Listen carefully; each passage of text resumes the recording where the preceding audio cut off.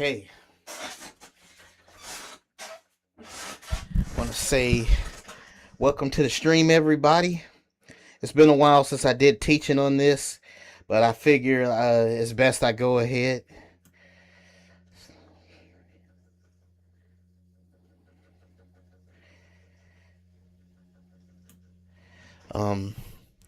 Today's lesson is going to be about the truth about Esau, okay?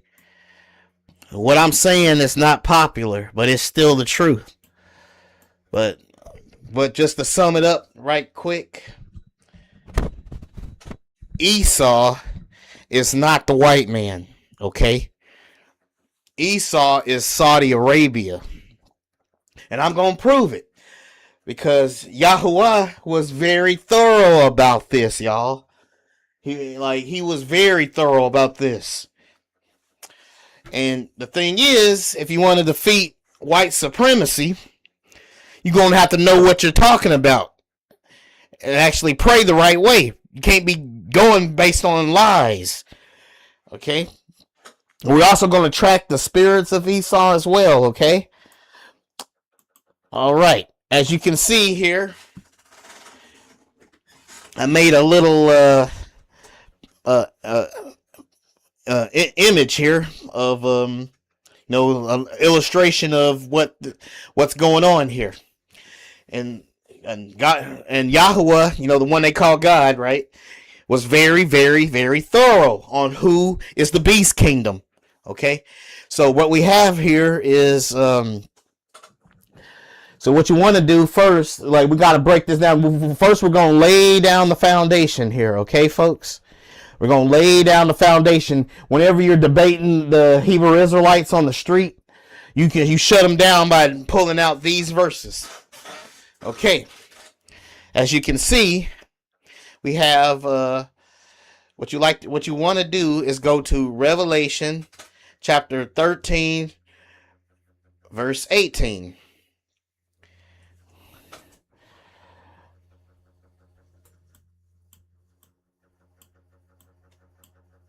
And what happens in what you got here in Revelation 13:18, it says that there will be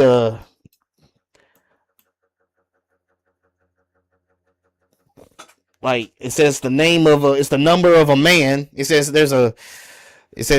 mentions the 666, what it looks like, and it says it's going to be the number of a man, right? And the thing is, we know who that man is because Yahweh answered it. At first, I used to think it was Muhammad, but I was actually wrong about that. So you gotta when verses repeat, there's a sign, okay? So I'm going to prove that King Solomon is the number of the man that Revelation 13:18 speaks of, okay? So to answer it, we first want to. What we first would like to do is go to. Let me see if I can pull up my Bible here. We go to the first thing you want to do is go to 1 Kings chapter 10, verses 14.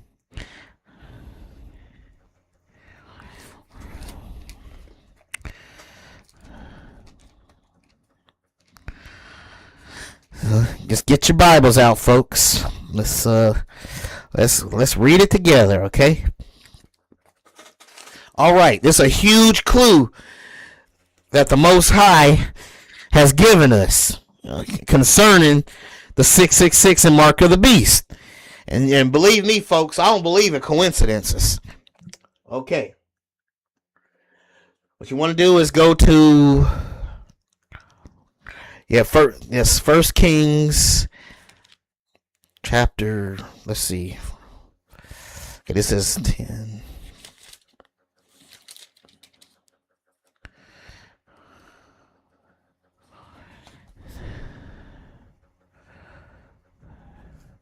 Let me see. Let me go to chapter First Kings.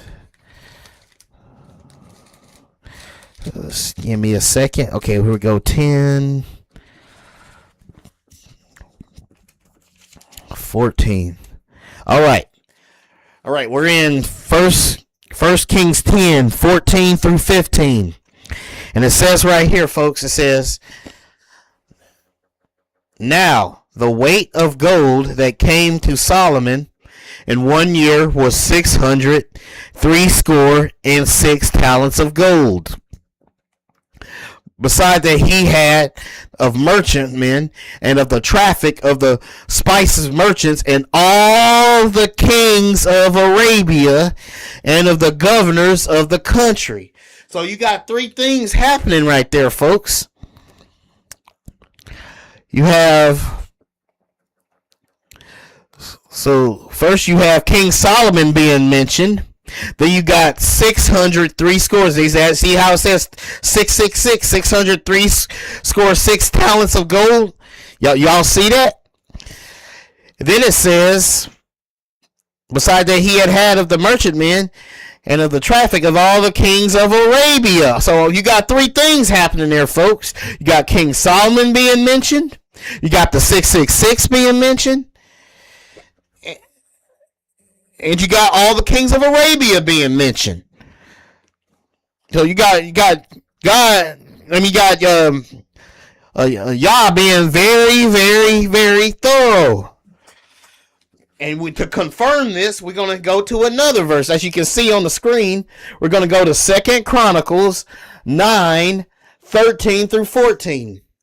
All right, let's go to 2 Chronicles here.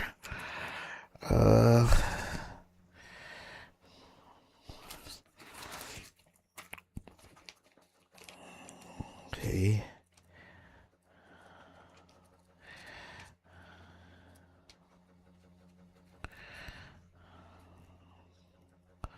Second Chronicles.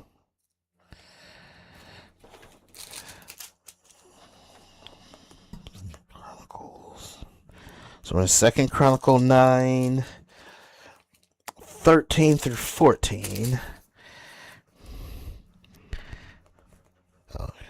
All right, 2 Chronicles 9, 13 through 14.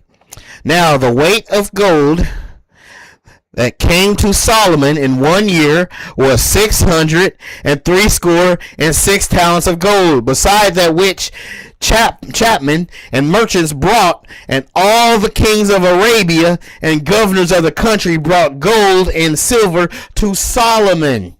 So you got it right there confirmed as well from two different books. Now think about this.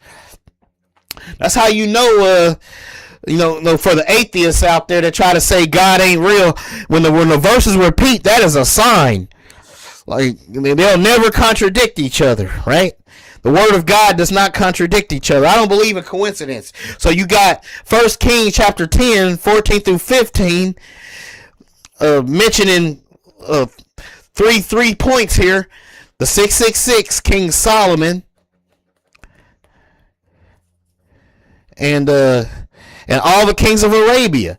So, and then you have it mentioned again in 2 Chronicles chapter 9, verses 13 through 14. So when the verses repeat, that is a sign. So it's obvious that the number that the Bible says that it's the number of a man. That man is King Solomon. That is who. So Revelation 13:18 is answered. King Solomon is the number of the man, folks. The beast kingdom is not, I repeat, is not, the Roman Catholic Church. The Roman Catholic Church got its problems. They teach a lot of false doctrine like worshiping Mary. But they're not the beast kingdom. Okay? Just letting everybody know that. They're a distraction, but they're definitely not the beast kingdom. And the thing is, we've heard this before. Like, there's a huge clue. So ain't nothing. Let me scroll back up. Ain't nothing like Let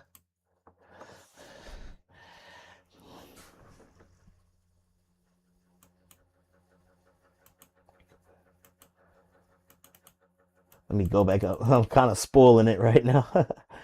Let's go back up.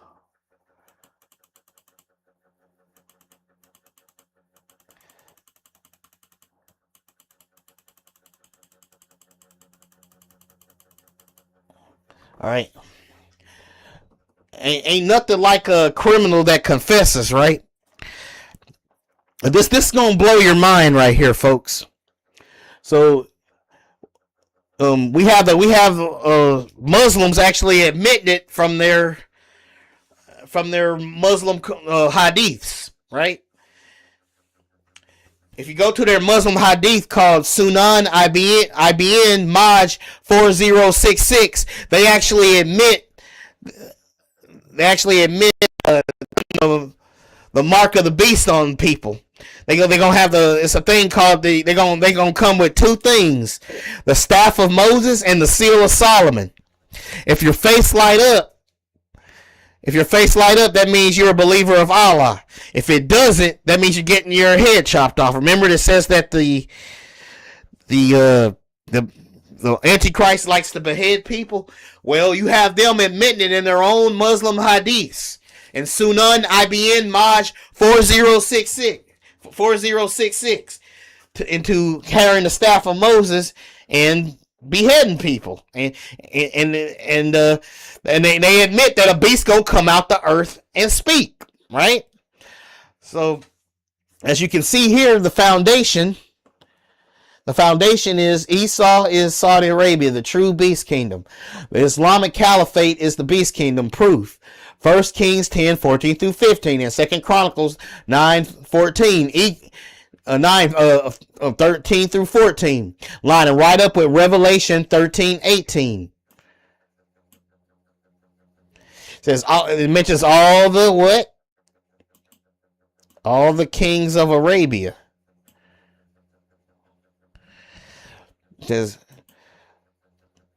It says the mark of the beast is not an RFID chip, folks. Nor it's in medicine, etc., or whatever they try to say. It is a mark in the original Greek that looks like an X and a six, and then you got the snake with the scepter, and then we go through all that. But I'm gonna get into that later. But that John wrote. So remember when John was reading the New Testament and he read out 666, he wasn't reading it the way English people write it. He was actually reading it in Arabic. He thought he was reading it in Greek, but in actuality he was reading it in Arabic. So this is so as you know, when the Bible scriptures repeat, that is a sign. All the kings of Arabia is mentioned twice in two different books of the Bible, and 666 along with it. When John wrote out 666, he thought he was reading it in Greek. The truth is he was reading it in Arabic, which is in the name of Allah.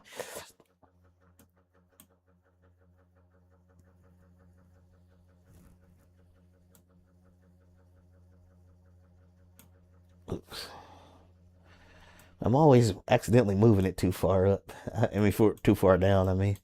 Let me...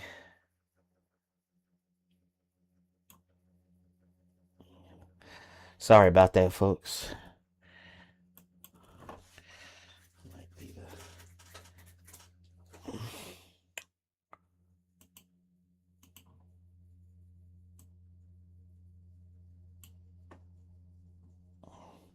Man, I keep accidentally going too far.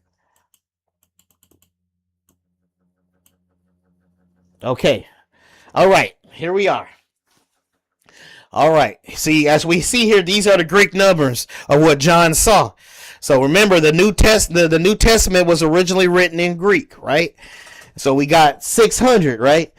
This is what John would have saw. He would have saw this X right here, 600. Then he would have saw this squiggly line that looks like a snake, 60. Then he would have saw this right here that looks like a 6, right? So you got 666. Excuse me, y'all.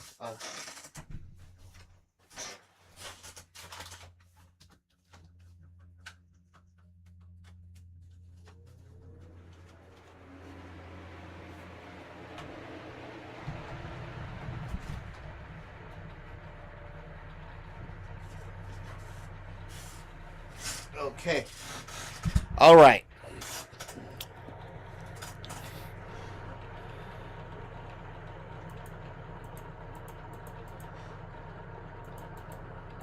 And it's really easy. It's simple, y'all.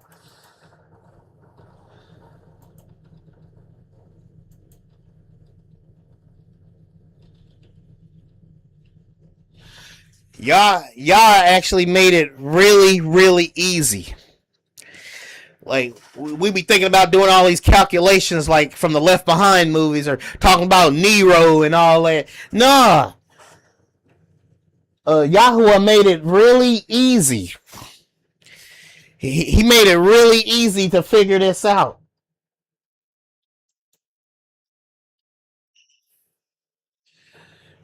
Like, we try to make it all complicated. But as you can see, this is what the mark of the beast looks like. You got your 600, you got your 60, and then you got your 6. 666.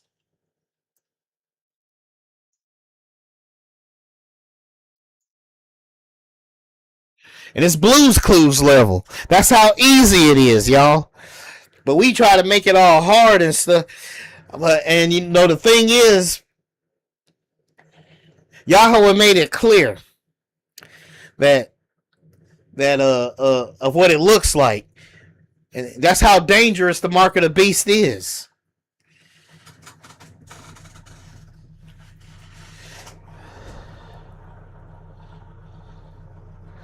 So, and another interesting thing, it says, and it says in Revelation 13:15, verse 15, a beast comes from the earth, is speaking, lining right up with the Quran. The Quran in Surah chapter 27, verse 82, it too says a beast will come out the earth and speak, lining right up with the Bible. Only they believe the beast to be good, but we know what that beast is. It's demonic, evil.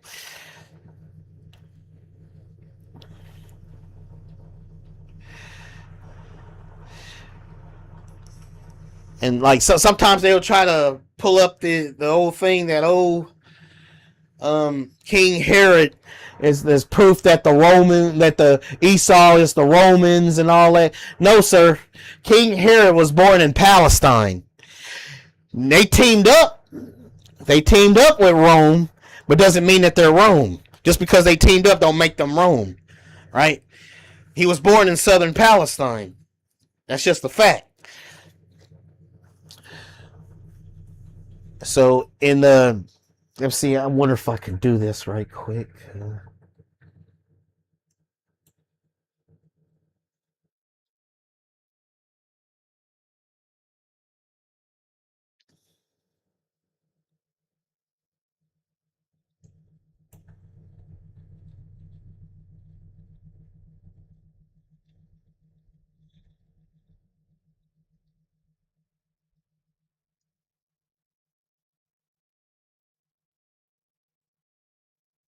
All right. Anyway, as you know, and we're gonna get into this right quick. As you know, Ishmael is what you call, the name of the Arabs, right? And we know what Yahweh said about the Arabs. Because in Genesis chapter 16, verse 12, it says, he will be a wild donkey of a man. Talking about the descendants of Arabs, Ishmael. He will be a wild donkey of a man, and his hand will be against everyone, and everyone's hand against him. He will live in hostility toward all his brothers. And then in Genesis chapter 27, verse 40, Yah is talking about Esau. Yah says, you shall live by the sword and serve your brother. But when you rebel, you will tear his yoke from your neck. So he's saying, Yahweh is saying right here that Esau shall live by the sword.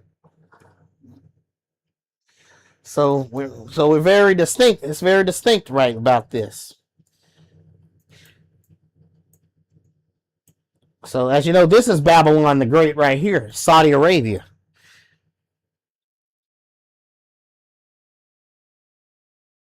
You know, when Yah talks about obliterating Edom, he mentions cities that are located in Saudi Arabia, not America, not Europe.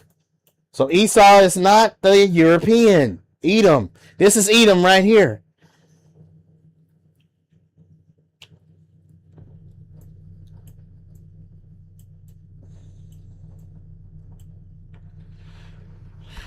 When he's destroying them, they're going to be heading. They're going to run up north. The Arabian refugees flee northwards towards Edom. Isaiah chapter 21, 13 through 14.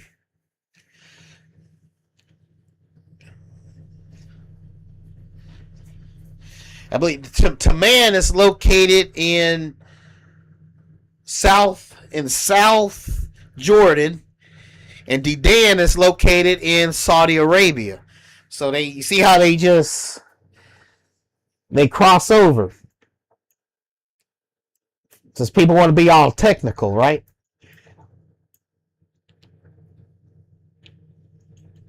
And as you can see, these are Arabs. When Arabs grieve, they like to throw dust on their heads in order to grieve. And what does the Bible say? It said they threw dust on their head that was grieving when Babylon fell, proving that Babylon is Saudi Arabia. And it's all cities in Arabia is mentioned as well. Right here it says the burden against Dumah. Isaiah chapter 21 verse 11. It says the burden against who? A burden against Arabia. Isaiah chapter 21 verse 13. It says all the glory of Kedar will fail. And that's in Isaiah chapter 21 verse 16. And it says Isaiah chapter 13. It says verse 13. It says the burden is on who? Of Babylon. In Isaiah chapter 63 verse 1 it says, who is this coming from Edom, from Basra, with crimson stained garments? So when the one they call Jesus comes down, Yeshua comes down and lands up in Saudi Arabia, that's where Basra is. He's going to be cutting people down so much that he has crimson stained garments. This is in Saudi Arabia. And that's another thing, folks out there. I'm going to have to declare a war against a spiritual war. I'm going to have to declare a spiritual war against the Hebrew Israelites that are on the street. Because they're spreading around false doctrine that Esau the white man, that Esau is the European, right? And that is false doctrine. We can't defeat white supremacy when you can't even call them by their correct biblical name. So I don't think Yahweh is going to hear a prayer like that's based in lies. And the thing is, they only got one jealous envy spirit on, which I believe they can be defeated, but we're going to get into that later. Okay. It says, all right. It says Isaiah chapter 21 verse 9, it says, look, here come the riders, horsemen in pairs. And one answered, saying, fallen, fallen, is Babylon, all the images of her God, her lie shattered on the ground, right? Lamentations 4:21, rejoice. It says, rejoice and be glad, O daughter of Edom, that dwellest in the land of Uz. This is where Uz is located, folks. It is not in America. It is not Europe. The cup also shall pass through unto thee. Thou shalt be drunken and shalt make thyself naked. The land of Uz is in Saudi Arabia, folks. Okay. Moving on. Even the Zondervan Bible Dictionary that some Israelite groups use says this on page 135. It says, you probably can't read it from here, but I'll just read it out to you for what it says here. It says, all these coupled with the traditions and usages extant among the present Bedouin Arab tribes led to the conclusion that a very early period of man's existence he learned the art of spinning and weaving cloth. Then we move down to right here where it's highlighted here. It says by Esau. It says was then carried by Esau what and Ishmael and their descendants into Arabia, where the Arab continued them through the centuries, always with a feeling. The feeling that is was decidedly wrong to change.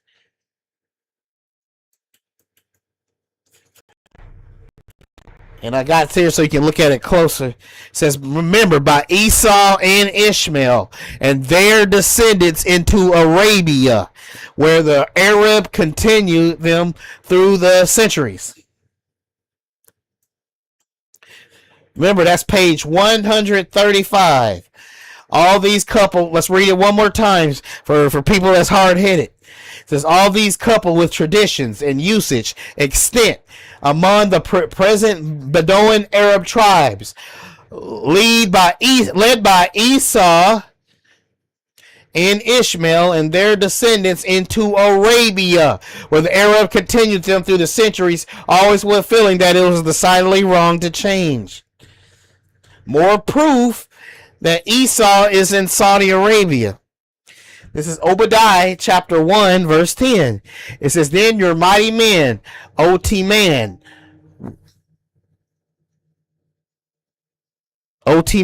will be terrified, so that everyone in the mountains of Esau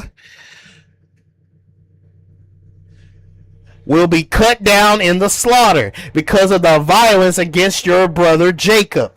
You will be covered with shame and cut off forever. Look, notice what it mentions, folks. It mentions Teman. Then it mentions Esau, the mountains of Esau. That is not in Europe. It's just not. Well, you can say they moved. Yeah, they moved through North Africa and all that. And then when they conquered Spain, but that's it. Their headquarters is still in Saudi Arabia. Okay? They did not conquer all of Europe. That's impossible.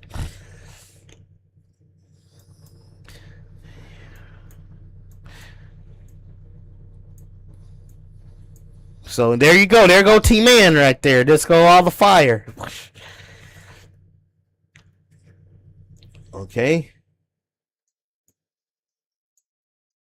Right here it says Galatians chapter 4 verses 22 through 29. Two covenants. It says the one from Mount Sinai, which genders to bondage, which is Hagar, which is Ishmael, Muhammad. For this Hagar is Mount and Sinai in Arabia, and answers to Jerusalem, which now is and in bondage with her children.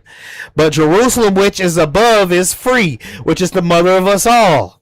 Isaac. Now we brethren, as Isaac was the children of promise, Israel, but as then he that was born after the flesh, that is, Quran, Islam, persecute him that was born after the spirit. So what it's saying there is that the Arabs will be persecuting us. And if you remember, the Arab slave trade started long before the transatlantic slave trade. They were enslaving Israelites for 1,300 years, and they still do today. They're still enslaving Israelites today all across the Middle East, especially in Saudi Arabia. Palestine was involved heavily too with the slave trade. They're responsible for both slave trades. I got the AI in Google mode to mention that. The heartless Google AI mode actually got it to agree that the slave trade was far worse. Okay? And here's something very interesting right here. This is Daniel chapter 2, verse 43. The verse, it says, and whereas thou sawest iron mixed with miry clay, they shall mingle themselves with the seed of men, but they shall not cleave one to another, even as iron is not mixed with clay. The word mingle and mix means Arab. The word Arab literally means mix. And if you go and look at the Middle East, the Arabs are a mixed people. So the Bible, what does the Bible say? The Bible says the beast kingdom is a mixed people. The Arabs are not a pure race. They're mixed with a whole lot of things, right?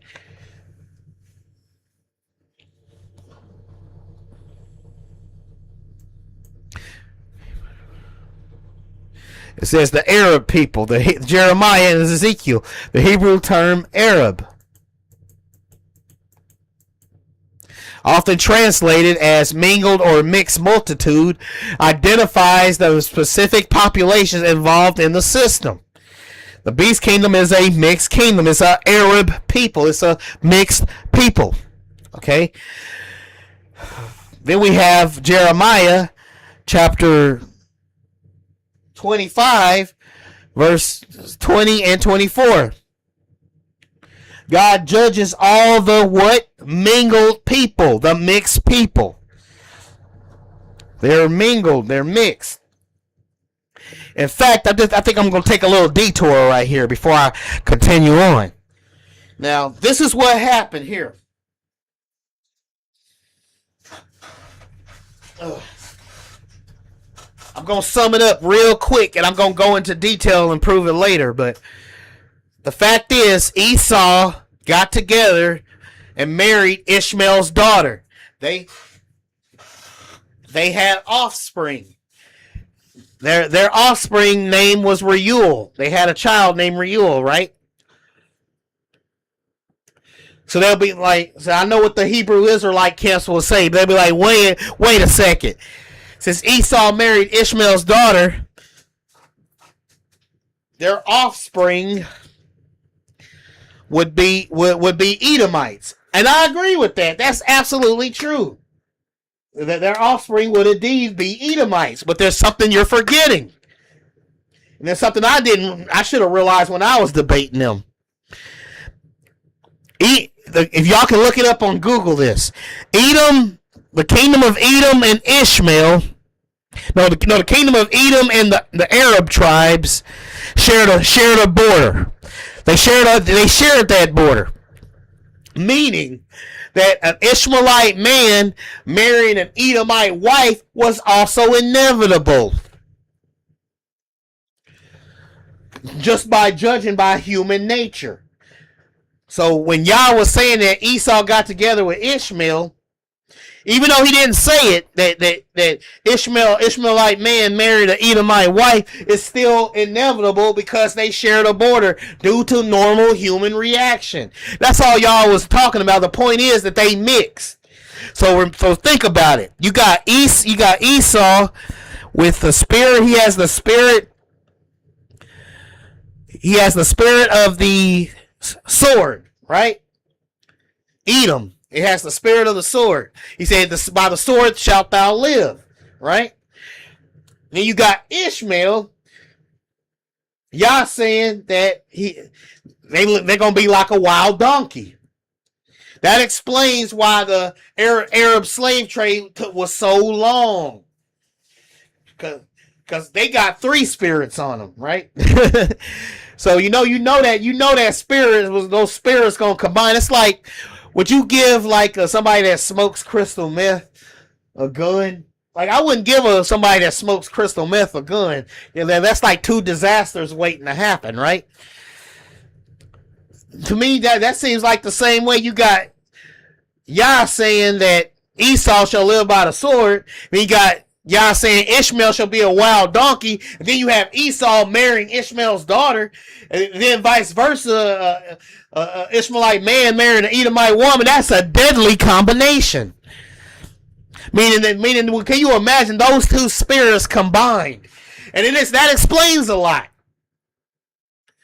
And then you got, to top it off, you got the sons of Japheth, who are white Greeks and Romans. They came down in the Mediterranean and mixed with them. Meaning they took the Japheth European jealousy spirit too on them, though. At least the white ones did. So they got 3 spirits on them now. Because Alexander the Great actually had this thing called Susa weddings, in which all his generals got together with Middle Eastern, well, not, I ain't gonna say Middle Eastern. He got together with Esau and Ishmael and lightened everybody up, their offspring, and lightened everybody up. That's why you have the ones in the north, the white Arabs in the north are the result of them mixing with Japheth, okay? But basically the point is Esau and Ishmael mixed. And then what I did was I asked the AI mode, I said, well, how much did the Esau and Ishmael, how long did Esau and Ishmael mix before they conquered North Africa? Well, the AI mode told me that they mixed for 2,000 years before conquering North Africa. So you got the Arabs that have Esau's spirit in them. They conquered North Africa. And then after they conquered North Africa, they had black slaves. They took their black slaves with them. And they went into Spain and they showed the white Spaniards how to hate on us and how to enslave us and all that. And what happened was after the white Spaniards kicked the Arabs out after being ruled by them for 800 years, they then took their knowledge, and Spain took the knowledge and they globalized black slavery. Spain globalized black slavery. They learned it from the teacher, Esau, which the Arabs clearly, even though the Bible didn't say that Esau went into Spain, but it's obvious that his spirit traveled to Spain because Esau and Ishmael mixed for 2,000 years. And who does Yah blame for the slavery more than anybody, the perpetual hatred? Who does Yah blame more than anybody? He blames Esau more than Japheth. He said what? He says, my children have ye sold unto the Grecians. Esau also married Ishmaelite women and had children with. He married Canaanites. And I heard that, and I found out that Canaanites also mixed with Esau, meaning that they are that Palestinians are Esau as well. Okay, I know people don't want to hear this, because they want to hang on to their false doctrine, but it is the truth. And it says, look right here. Here's some more clues. Like Jeremiah 20, 25, 20, and 24, it mentions the mingle people. And it also says all the kings of Arabia. And it says, and all the kings of the mingle people that dwell in the desert. He's talking about Arabs. The word desert means wilderness too. So Yah is talking about them. It says linguistic clue. In many manuscripts, mingled people in Arabia are written with the same letters, suggesting they are one and the same. In Ezekiel chapter 30, verse 5, it says, this verse lists the allies of the system: Ethiopia, Cush, and Libya, and Lydia. And it's what? And it says who? It says all the mingled people. The beast kingdom is going to be full of Arabs who are mixed. It says these are a mixed people. The Arabs are not a pure race.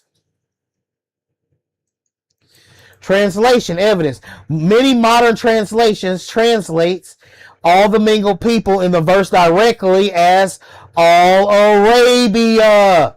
All the mingled people, all the mixed. Arab means all of three. And see, y'all see how easy Yahweh is making this? So that's why my war is going to be very thorough. I have to declare war, a spiritual war on my own brothers, the Israelites that are in the street. It's nothing personal, but I got to do this in order to spread the truth. It can save their souls and their life. So I'm going in. I'm doing this because I care about them, and I want to only together will we make it and defeat the lies that are out here. So it's nothing personal, but I got to do this, regardless of your feelings. I heard a whole bunch of things like the beast kingdom is the Pope. It's the Catholic Church. It's the Babylon is America. It's who else? What else did I hear? That the Ashkenazi Jews are the ones that's going to rule the earth. No, no, no, no, no, no, no, no, no, no, no, no, no, no, no, no, no. Not true. It will be Saudi Arabia. It's just the truth, okay? And they're going to do it by assimilation, but we'll get into that later. Okay, it says this beast kingdom is going to have one mind. In Revelation chapter 17, verse 12 to 13, the one mind is the supernatural force that finally unifies these mingled Arab nations into a single purpose. The verse, and the 10 horns which thou sawest are 10 kings. These have one mind, and shall give their power and strength unto the beast. The source, Revelation chapter 17, verse 17. It explains that God puts in their hearts to be of one mind, to fulfill his will until the end. The Islamic evidence. In your framework, this one mind is the Islamic submission. The meaning of Islam. It is the only ideology today that unifies diverse mixed nations from the black Arabs of Sudan, Kush, to the white Arabs of the Levant under a single name. And a single tent, the Kaaba stone. Because you know the Kaaba stone was literally under the tent. As you know, Psalms 80. What was it? 80. What was that word? It was 83, I think. Psalms 83, verses 4 through 6. Right? It mentions the tabernacles of Edom and the Ishmaelites. It says Edom and the Ishmaelites because Esau married Ishmael's daughter. That's why it says that. Edom and the Ishmaelites. They are confederate against thee. The word tabernacle means tent. The Kaaba stone is literally under the tent, which is the WHORE of Babylon. It is literally under a tent. That's why it says tents of Esau and the who? Ishmaelites.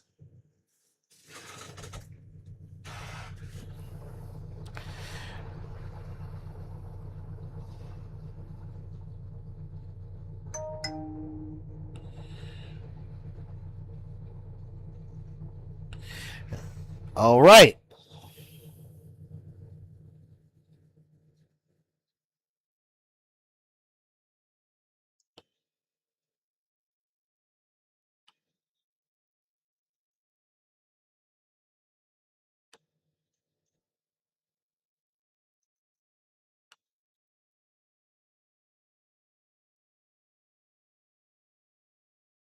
Sorry, excuse me right quick, y'all.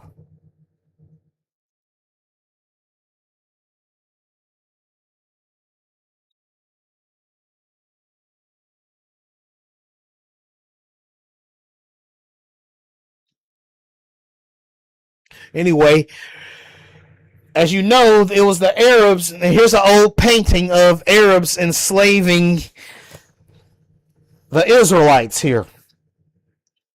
As you can see, the Arabs are working with Hamites to sell the Israelites into slavery.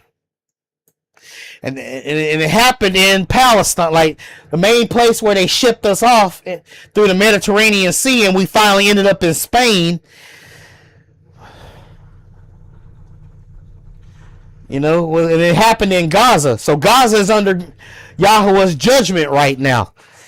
A lot of the atheists and Christians are complaining about what's happening to Gaza and Palestine, but Palestine is under God's judgment right now.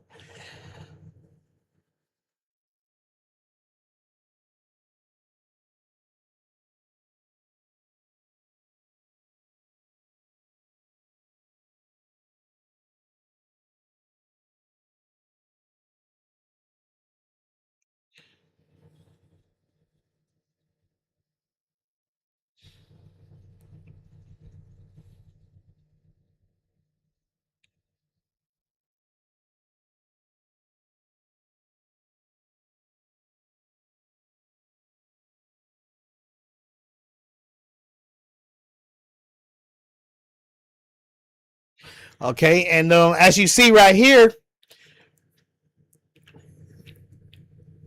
it says Zephaniah chapter 2, verse 4. It says, for Gaza will be abandoned, and Ashkelon, which is a city in modern-day Israel, will be left in ruins. Ashdod will be driven out at noon, and Ekron will be uprooted.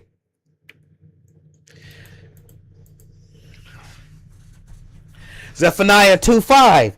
Woe unto the inhabitants of the seacoast, the nation of charities. The word of the Lord is against you. The word of the Lord is against you, O Canaan, land of the Philistines. All Philistine means is land of Palestine, right?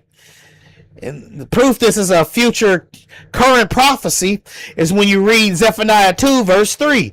It says, seek the Lord, all ye humble of the earth, who carry out his justice. Seek righteousness, seek humility. Perhaps you will be sheltered on the day of the Lord's anger, which is judgment day. That's how you know that is future prophecy. A lot of atheists and even some Christian scholars will try to tell you that was in the past and it already happened. But no, that is future and modern prophecy, because that is happening right now.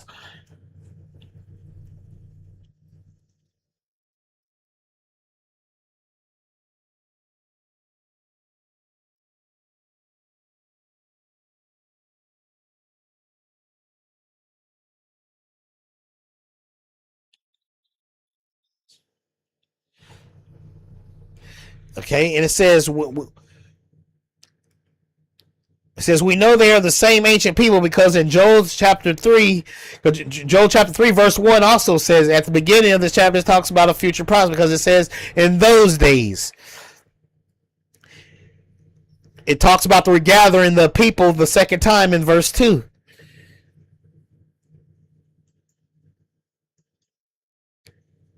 I believe Yah confirms that today's Palestinians are definitely the same ancient ones found in Zephaniah 2, verse 4 through 5. And Joel chapter 3, verse 3 through 8. And where it talks about, and they have cast lots for my people. Remember how they cast lots? That's what happened in Palestine when they were selling us. They were casting lots. And of course, the white Europeans, Japheth and America, learned it from them.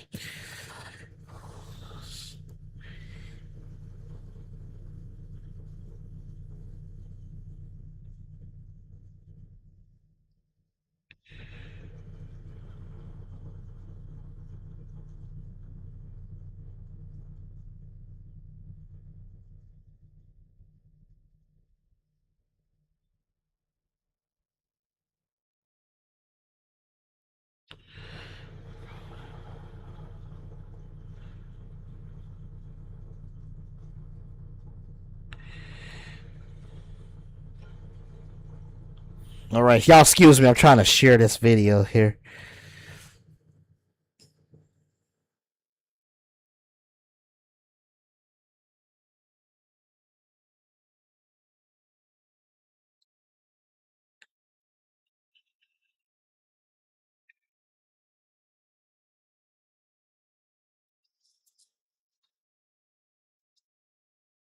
And okay, and we got here. Let's talk about this right quick. It says in Joel chapter 3, verse 4, it says, yea, and what have ye to do with me, O Tyre and Zidon, and all the coast of Palestine? Will you render me a recompense? And if you recompense me swiftly and speedily, will I return your recompense upon your own head? Because ye have taken my silver and my gold, and have carried into your temples my goodly pleasant things. The children also of Judah and the children of Jerusalem have ye sold unto the Grecians. And the word for there is, it's talking about Greeks, meaning Europeans. But the word right there is Yavan, right? And the plural of that is Yavanim. And it's talking about, it's just meaning that Europeans as a whole doing this. It says, behold, I will raise them out of the place where ye have sold them, and return the recompense upon your own head. So y'all do not grieve for Palestine. They are under judgment for the transatlantic slave trade and the sub-Saharan slave trade. Do not grieve for them. Keep your six-figure job, folks. Do not pick a side over there. They're both fighting over land that does not belong to neither of them.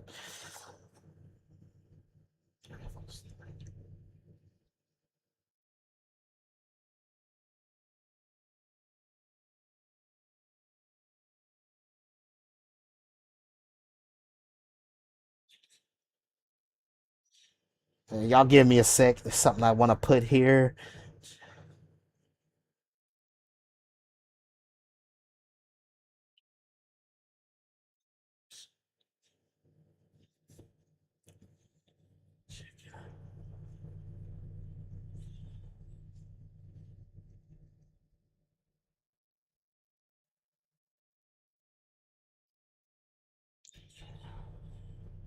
Check it out. Check.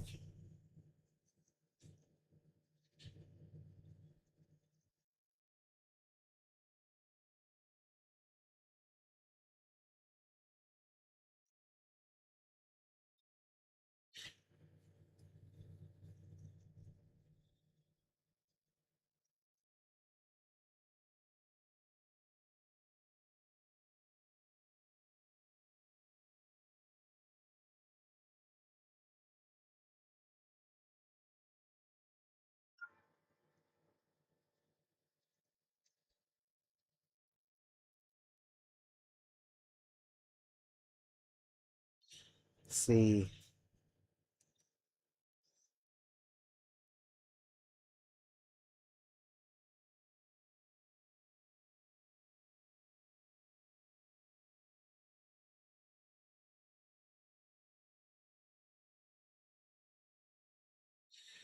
Okay, let me move on a little bit.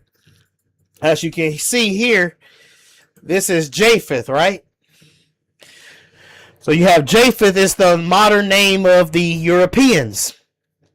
Then you got Ham, that's of Africans, like Egypt and all the dark races. Then you got Shem here,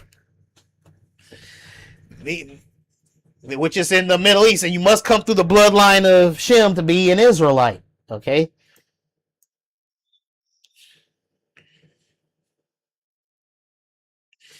Hold up, y'all. I want to put something else right quick.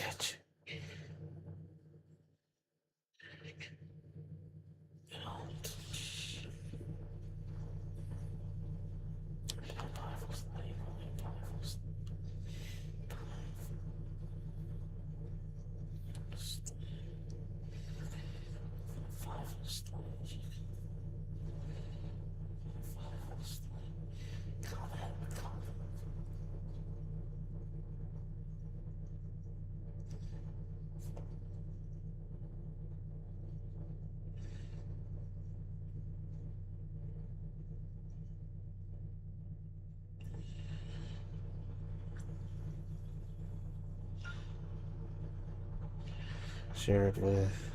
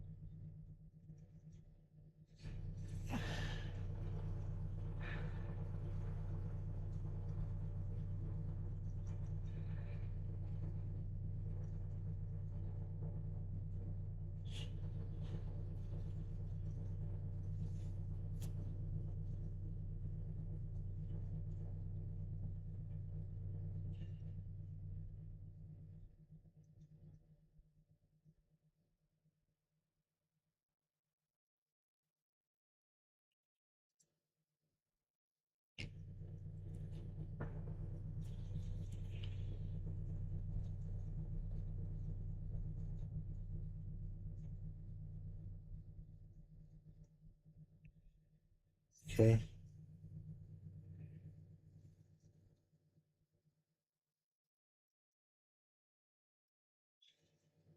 Oh yeah, now I'll see where I messed up at. Sorry, I'm having trouble sharing this video. I'm trying to share it. Let's see.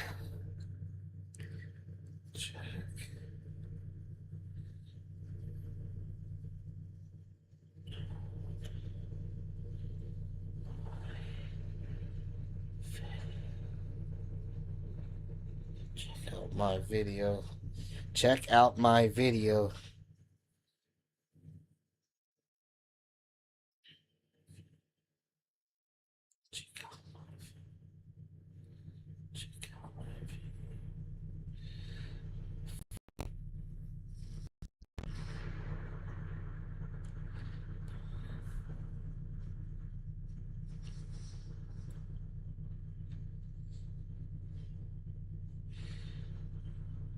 Check out my video Bible study. Check out my video Bible study.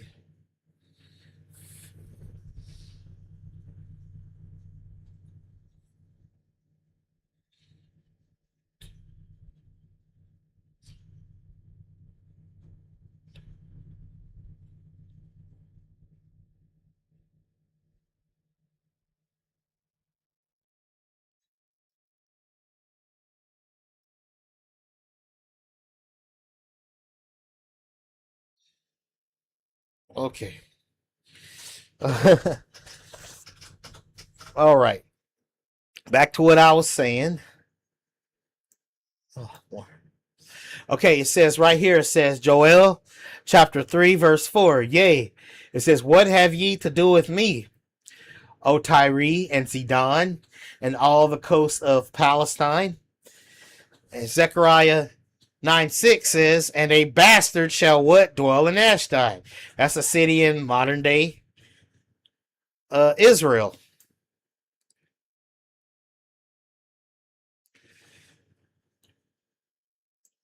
Okay, as you know, the Arab slave trade lasted 1,300 years, longer than the Atlantic slave trade. The Atlantic slave trade lasted 400 years. And as you know, then nobody wants to admit this, because Esau and Ishmael got together and they mixed with each other for 2,000 years. They actually have 3 spirits on them, which makes them so deadly, which explains why the sub-Saharan slave trade was so long, because you had Esau that had the sword spirit. God, Yahweh says that Esau shall live by the sword. Then you have Ishmael's wild donkey spirit, in which Yahweh says the wild donkey has, the Ishmaelites, the Arabs will have they'll be like a wild donkey. Then you got Japheth's spirit. It says the spirit of Japheth's envy, the spirit of jealousy, bitterness, and opposition through mixing with the Greeks.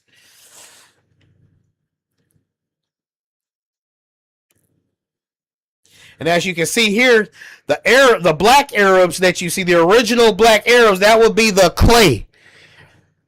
The black Arabs is the clay that did not mix with Alexander the Great. That's what the Arabs originally looked like. When the Greeks came in and mixed with everybody that was dark skinned, they became iron and clay, which is the so-called what the white Arabs look like.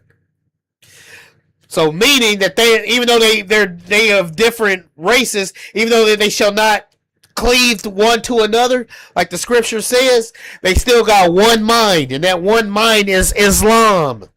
They have 3 spirits on them: the sword spirit, the wild donkey spirit, and Japheth's envy spirit.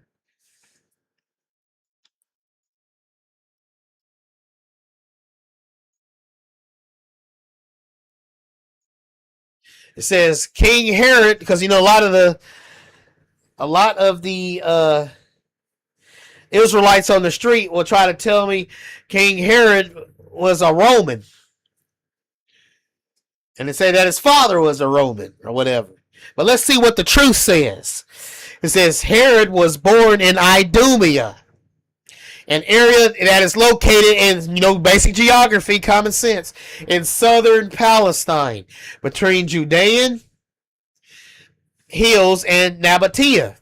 His father Antipater was an Edomite, a people that is that at the time was Jewish in faith, but Arab by ethnicity. Antipater was a man of great influence and wealth, who increased both by marrying the daughter of a noble from Petra in southwestern Jordan.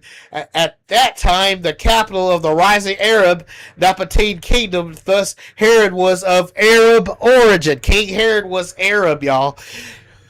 Although he was a practicing Herod was born in Idumea, an area in southern Palestine between Judean hills and Nabatea. His father, there was an Edomite people. I think I accidentally copied and pasted. Oh, let me see. My bad. I already put that there. Let me skip down to this. All right. So thus Herod was of Arab origin. Okay. I saved the little clip that said the document that I got it from, proving it. So I got the receipts here. And even the Blue Letter Bible says Esau is the eldest son of Isaac and Rebekah, and twin brother of Jacob. Sold the birthright for food when he was hungry, and excuse me, y'all.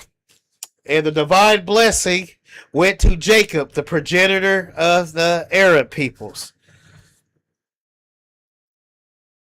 I mean, no, my bad. It went to Jacob.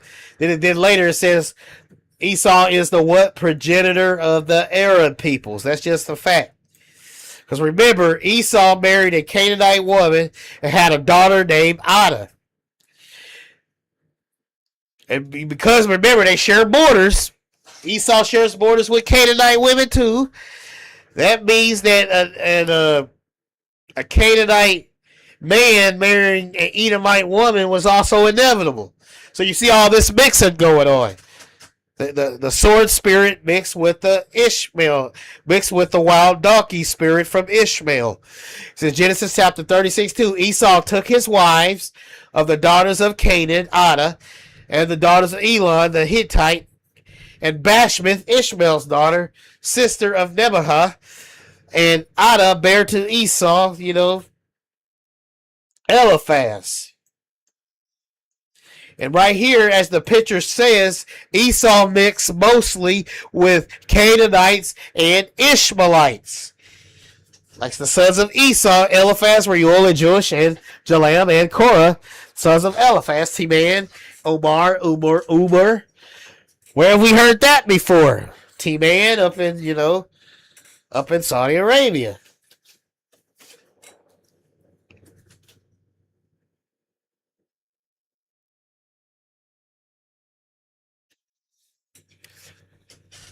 All right. And it says, at Holabah were Jewish, and Jalam, and Korah. These are the sons of Esau, which were born unto them in the land of Canaan. Genesis chapter 36:6. It says, and Esau took his wives and the sons of his daughters, and all the persons of his house, and his cattle, and all the beasts, and all the substance which he had got, and in the land of Canaan, and went into the country from the face of his brother Jacob, and thus dwelt Esau in Mount Seir, not the Caucasus Mountains. I actually heard a Israelite camp on the street say that the Mount Seir is in the Caucasus Mountains. That's not true. Mount Seir is right there in Saudi Arabia. Mount Seir is located in Saudi Arabia, not Europe, folks.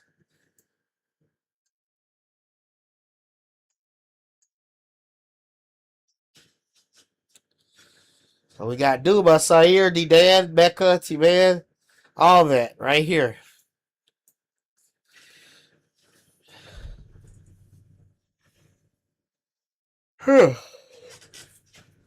This is Ezekiel chapter 36, verse 5. It says, therefore, thus saith the Lord God, Surely in the fire of my jealousy have I spoken against the residue of the heathen and against all Idumea, which have appointed my land into their possession, and the joy of all their heart with the spiteful minds that cast out and pray.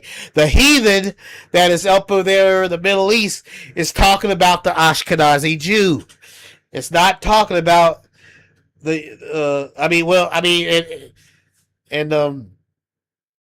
it's not talking about the Palestinians. See, Satan has did the vice versa and switched it up on us. It says, and against who? All Idumea. When it says all Idumea, it's talking about, the headquarters of Idumea, which is in Saudi Arabia.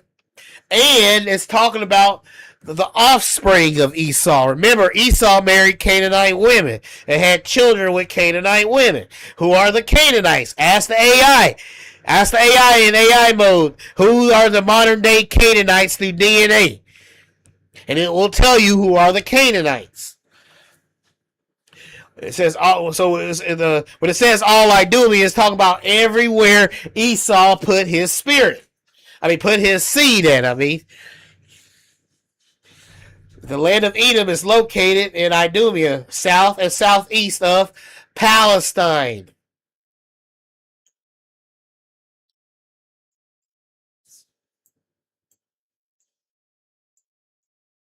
And here is Palestine.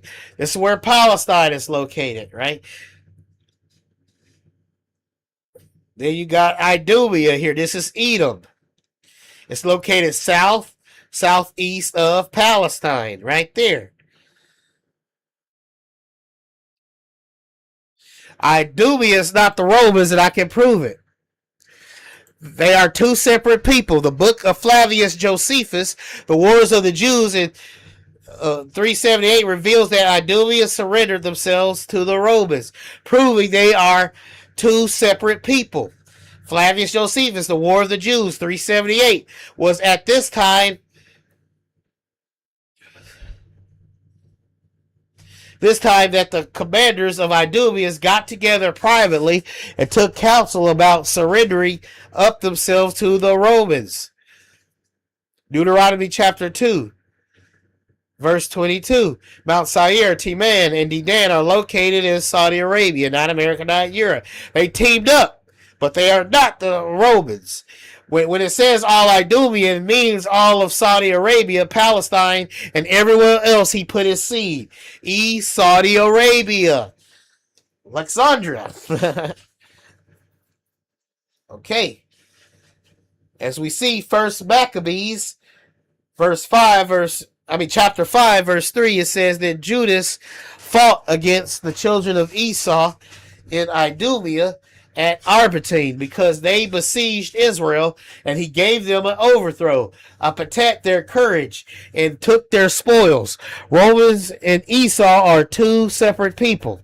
First Maccabees chapter 8, verse 1, Judas has heard of the fame of the Romans. Wait, did he get done beating up Esau back here? So how is he hearing about the fame of the Romans? It's because the Romans and Esau are two separate people.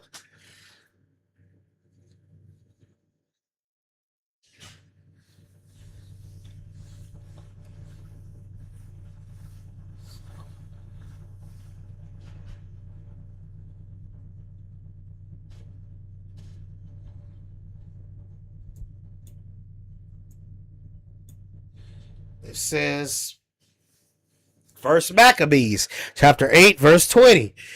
Judas Maccabeus with his brethren and all the people of the Jews have sent us unto you to make a confederacy and peace with you, and that we might register your confederates and friends.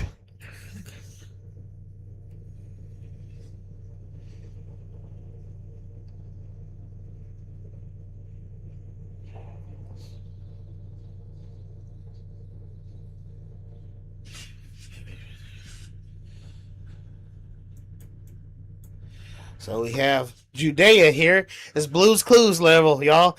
Here comes Judea. There goes Samaria. We got Judea here. There go Idumea right there. Blues Clues level easy. It's not located geographically in Rome. This is where Rome is. That's where Rome. Blues Clues level easy. This is where Rome is.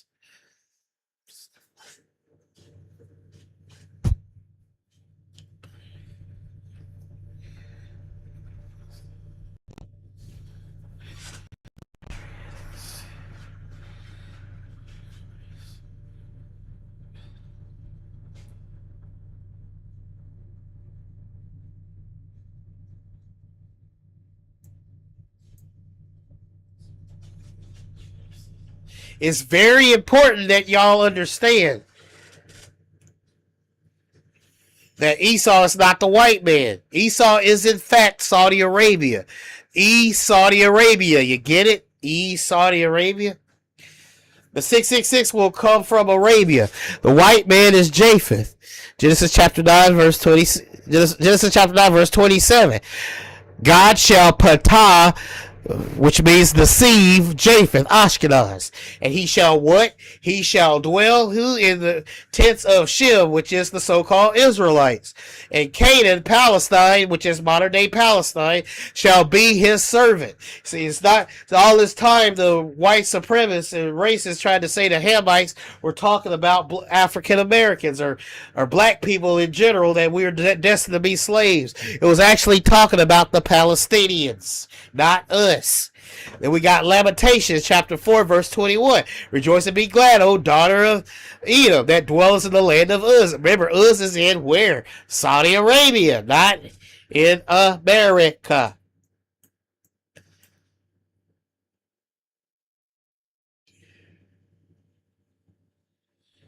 All right, let's keep it moving.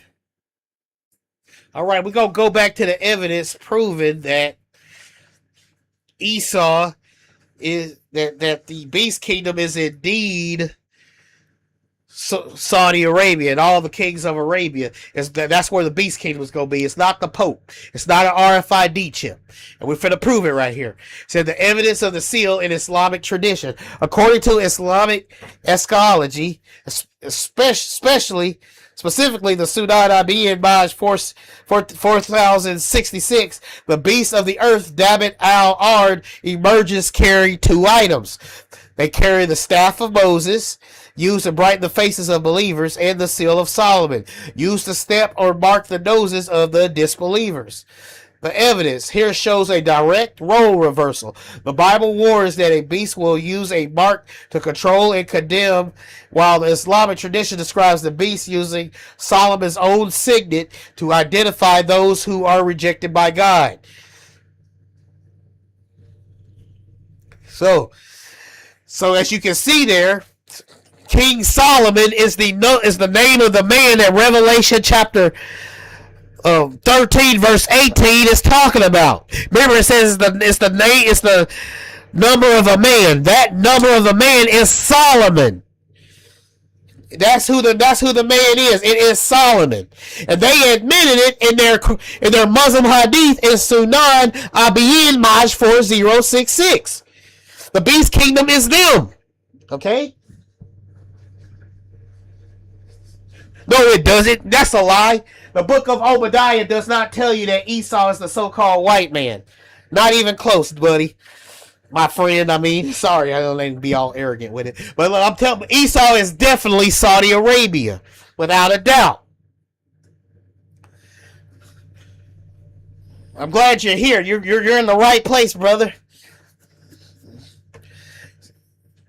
Because now you're going to hear the truth. So again, like I said, I'm going to go ahead and tell you this great info online. Esau married Ishmael's daughter. Okay? Remember, you look up on a map. On Google this on Google Images. Esau married Ishmael's daughter, right? They share the border. You have the Arab tribes to the west, and you have the kingdom of Edom to the east that was located in Palestine, right? Was located south east of Palestine.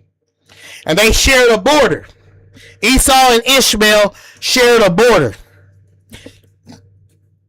Right? So Esau mixed with Ishmael, and they had they had a son named Reuel. And remember, since they shared a border, that an Ishmaelite man, because I know what y'all thinking, you are whoever your father is, an Edomite. If your father's Edomite, then your children are going to be an Edomite. But remember something here also. Since they shared a border, an Ishmaelite man marrying an Edomite woman is also inevitable. That's also inevitable. Because judging by human nature. So the point is, Yah was that Esau and Ishmael are going to be mixing. That means that the Esau sword spirit and the Ishmael wild donkey spirit mixed. Which explains why the sub-Saharan slave trade lasted 1,300 years. Far longer than the 400-year slave trade. That was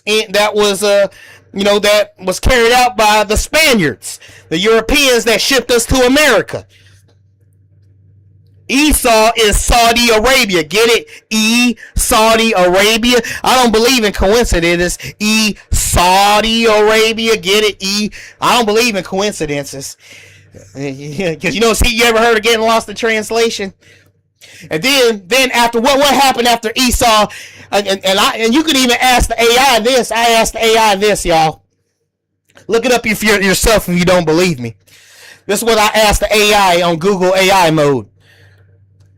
Esau, how long did Esau and Ishmael mix? Ask this question yourself, my brother. How long did Esau and Ishmael mix before the Arabs conquered North Africa? Do you know what the AI told me? You can look it up yourself. You know what the AI told me? It said they mixed for 2,000 years.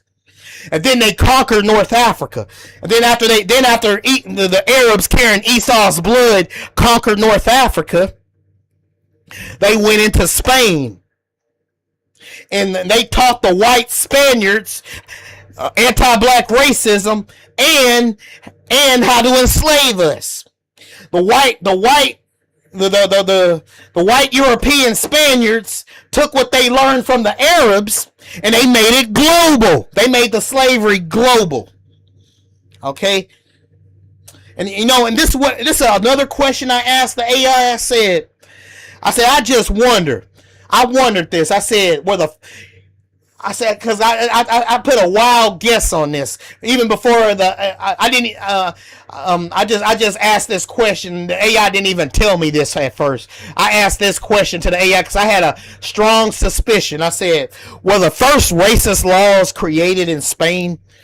Because that's strange that the white Spaniards, the Catholic white Spaniards in Spain, refused to become Islamic due to the Jesuit tax or something like that. They refused to become Islamic, and they created the first race laws because they refused to assimilate next to the East Saudi Arabians that were essaying their women and stuff.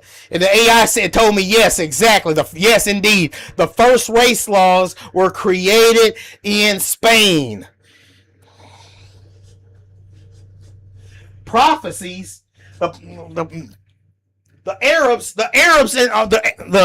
enslaved the Israelites for 1,300 years. They had us in slavery before the white man did. That's just a fact. The AI even agreed with me after I presented all my evidence. The Arabs are responsible for both slave trades. The Arabs are responsible for the transatlantic slave trade, and they're responsible for the sub-Saharan slave trade that lasted 1,300 years, brother. Because remember, Esau and Ishmael mixed for 2,000 years. Meaning the sword spirit and the wild donkey spirit was strong. That's why it lasted 1,300 years. That's where the perpetual hatred comes from. They are the masters. The East Saudi Arabians are the masters. They are the teachers. They taught the Spaniards this. That's how the Spaniards got a hold of the maps, and they knew exactly where to go to pick us up out of Africa, because the Arabs had conquered North Africa, and they ended up getting the maps to. They getting the maps to the kingdom of Judah and the kingdom of Benin, what I believe is Benjamin. But we'll get into that later. That's what happened. Esau is Saudi Arabia. Now, I know that Esau and the Rome teamed up, but they are not the same people. Esau and Rome are not the same people.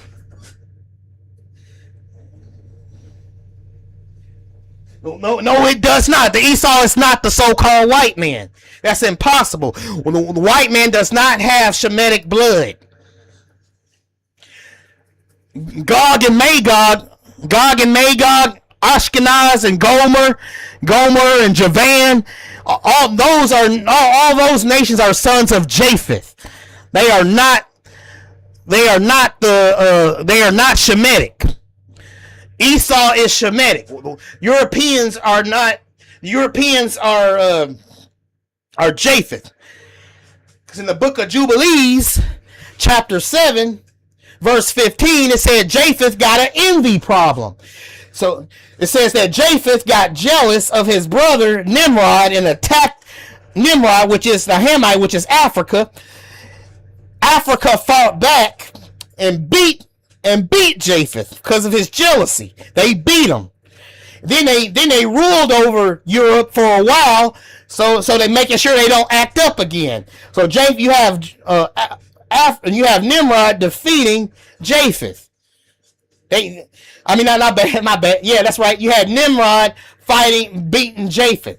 It says right there. It says Japheth has an envy problem.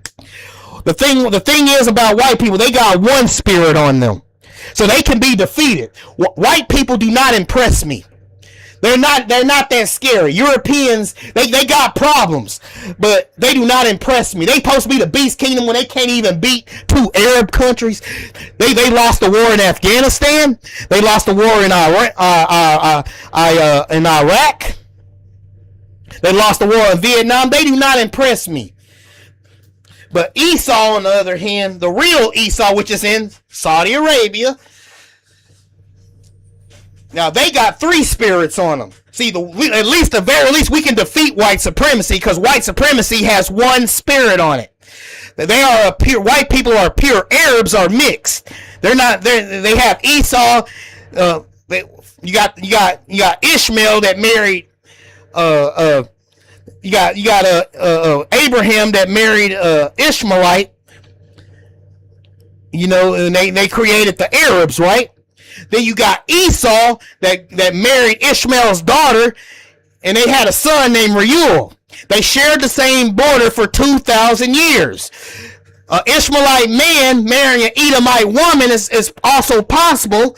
Even though it don't say it in the Bible, it's still possible because they share borders. Natural humans, they like to mix with shared borders. The AI will even tell you that.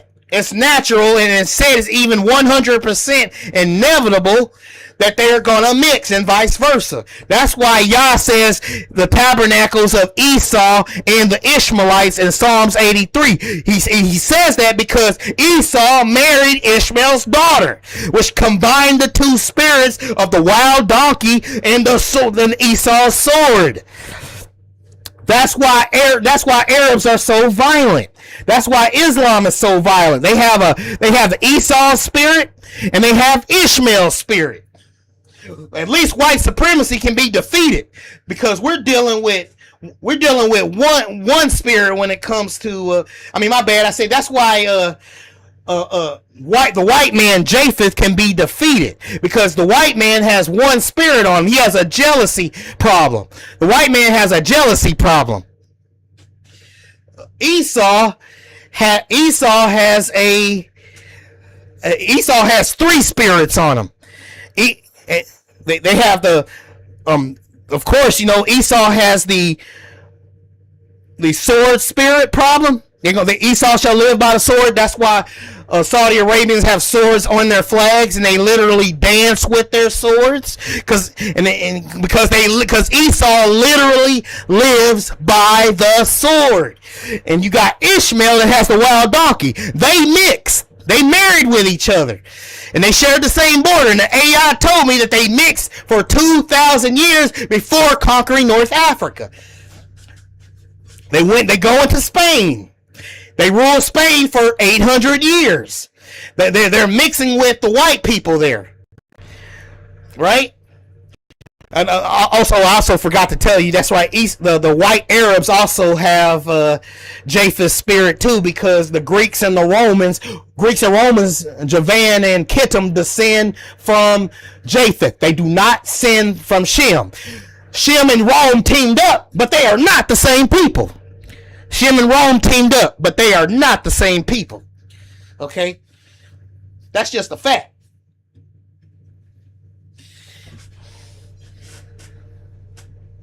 Yes, I know I know Esau gonna be ruling the world. Saudi Arabians are gonna be ruling the world. They're already taking over Europe as we speak. Like up in Spain. No, not Spain. I mean up in France and Germany. There's a lot of Arab Muslims that are slowly taking over. Look what they did to Dearborn, Michigan. They do it by assimilating. Yes, Esau gonna be ruling the world. I know that, but it ain't the white man. It's gonna be the Saudi Arabians. They're gonna be ruling the world, along with the 10-headed beast. The Bible says the beast kingdom is a mixed kingdom. The word mixed translates to Arab. Arab means mixed. The word Arab literally means mixed. The beast kingdom will be a mixed kingdom, which is Arab. The word mingled means Arab. The Arabs aren't even a pure people. They are mixed. The beast kingdom will be a mixed kingdom. Okay? This is what the AI told me. Remember, the AI used to go by what's popular. Like saying that the AI believed that the Romans was the beast kingdom, like you did. But when I presented my evidence, I got the AI to change its mind. This is the notes I got from the AI that changed its mind. I copied and pasted into my notes here. Saudi Arabia. Esau is Saudi Arabia. Saudi Arabia. The white man is Japheth.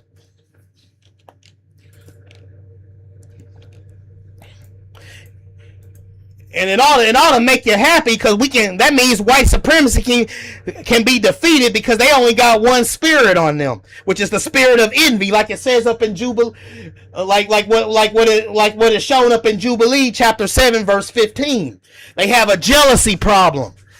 Which means they only got one spirit, so it won't take fast. It probably won't even take that much fasting to defeat white supremacists, because they have a jealousy problem of us. They're jealous of us, and the thing is, after Esau mixed with the white Spaniards, while Esau and the Arabs, and the Moors mixed with the Europeans for 800 years and taught them how to enslave us, that a lot of the white Spaniards tried to come out with race laws, trying to erase that knowing that their blood has been tainted. They tried to whiten it out, but by then it was too late. Their blood had already been mixed with the Esau and the Arabs' blood in their bloodstream. They could never wipe it away, no matter how hard they try to whiten their skins up. They left Spain, and the Spaniards carrying that Esau and Ishmael blood left Spain and went into South America. And they had offspring, creating the Mexicans, Latinos, and Puerto Ricans. Meaning that the Latinos and Puerto Ricans and Guatemalans and Cubans, all of them are Esau. All of them are Esau. After the 800-year mixing, the Spaniard offspring, after the Spaniards came in and mixed with the and mixed with the population up in South America, that means that the Latinos and Hispanics in Guatemala, all of them are Esau. All of them are Esau, which is funny because a lot of these Israelite camps be putting Latinos into their groups because they want to sleep with their light-skinned women. So that's amazing how Yah got a sense of humor, because you're so blinded by your hatred that you don't realize that the Latinos are Esau, because they're the offspring of white Spaniards, making them Esau too. This is the Spaniards that have their blood corrupted after 800 years of mixing with Esau and the Arabs up in Spain for 800 years. So I'm tracking the spirits of Esau here. All 12 tribes are the so-called Negro. All 12 tribes are black. All 12 tribes are black. I am using the scriptures. I am using the scriptures. Hold up, let me show you something. I'm gonna read it. I'm gonna show you it. I'm finna go back, y'all, just for this guy right here. I'm finna show him something. Let's see.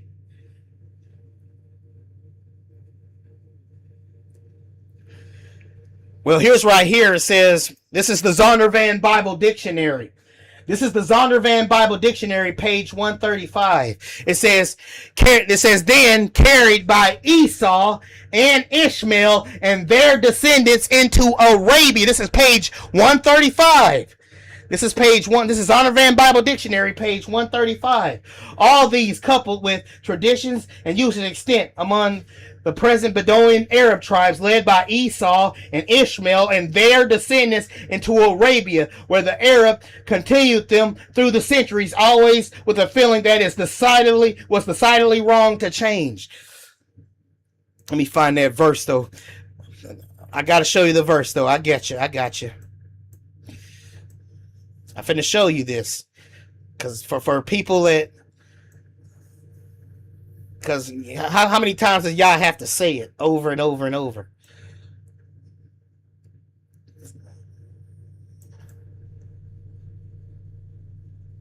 Let me see, where is it?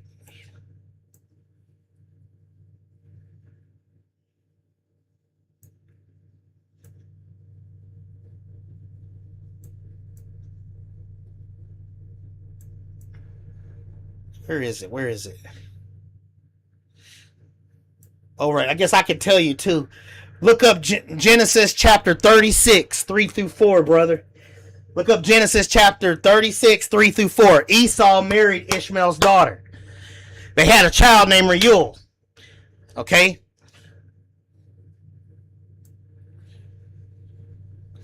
Meaning their offspring is Edomites, of course. But remember, they share the same border, right? Meaning that an Ishmaelite man marrying an Edomite woman is also inevitable. The AI will even tell you that. They say the AI will tell you that. Okay, damn. Having trouble finding it. Where is it? I'll show you something here.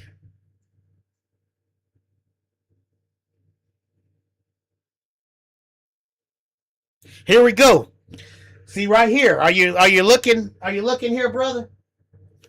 It says Esau married a Canaanite woman. And you can ask the AI yourself. When you can Google this yourself, brother. So ask the AI, who are the modern day Canaanites? Tell them who are through DNA, who is the modern day Canaanites? And the AI will tell you that the modern day Canaanites are, if I'm not mistaken, is Lebanon and Palestinians. Right? So that means that the Palestinians has Esau's blood too. So you got Genesis chapter 36 verse 2 said Esau. This is Genesis chapter 36 verse 2. It says Esau took his wives of the daughters of Canaan, Ada, daughter of Elon the Hittite, and Bashmith, Ishmael's daughter, sister of Nebajoth. I don't know. I can't say the word. But Bashmith, so he took Esau's daughter. Esau married Ishmael's daughter in Genesis chapter 36, verse 2. They had a child named Reuel. It says Esau mixed mostly with Canaanites and Ishmaelites.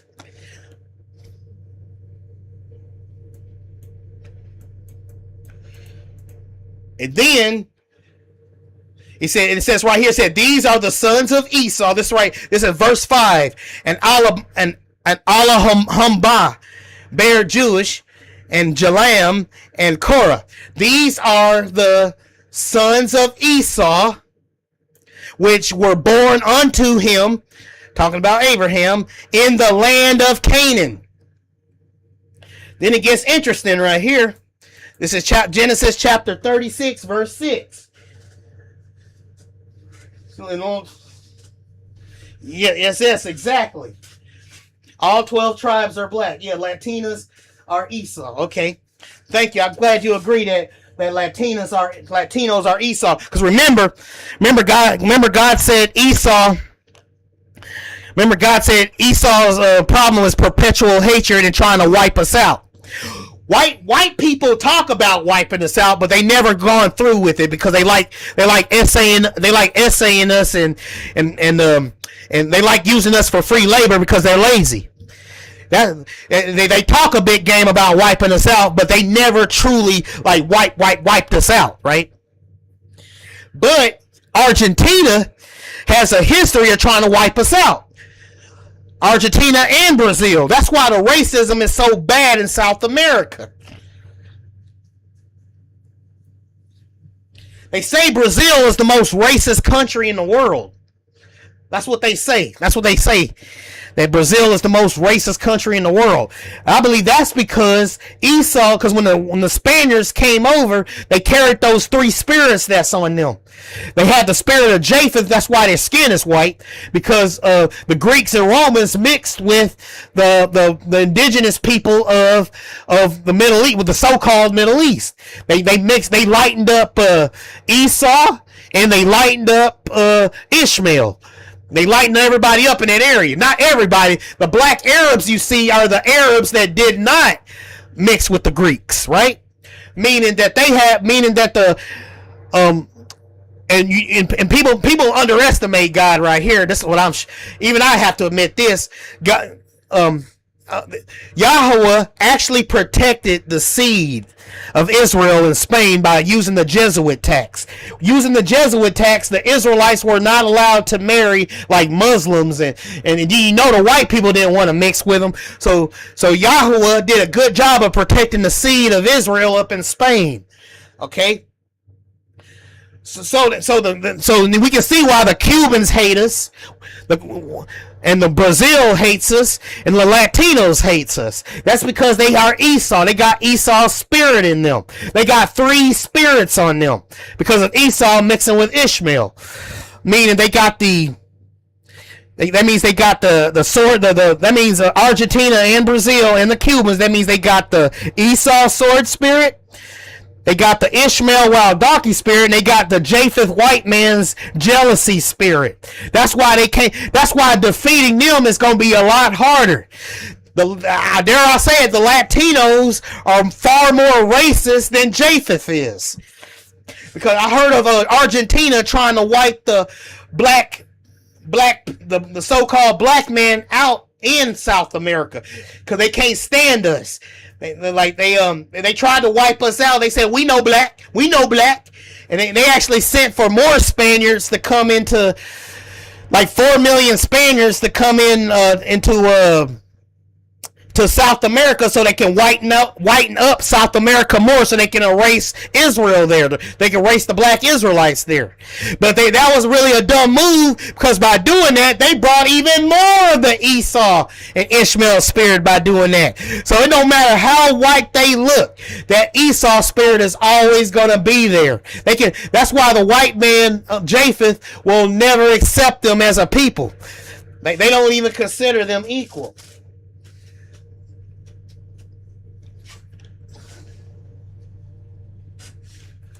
And so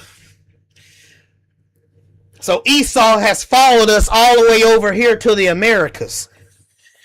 Like, That's what happened. That's why the race laws in South America are so vicious.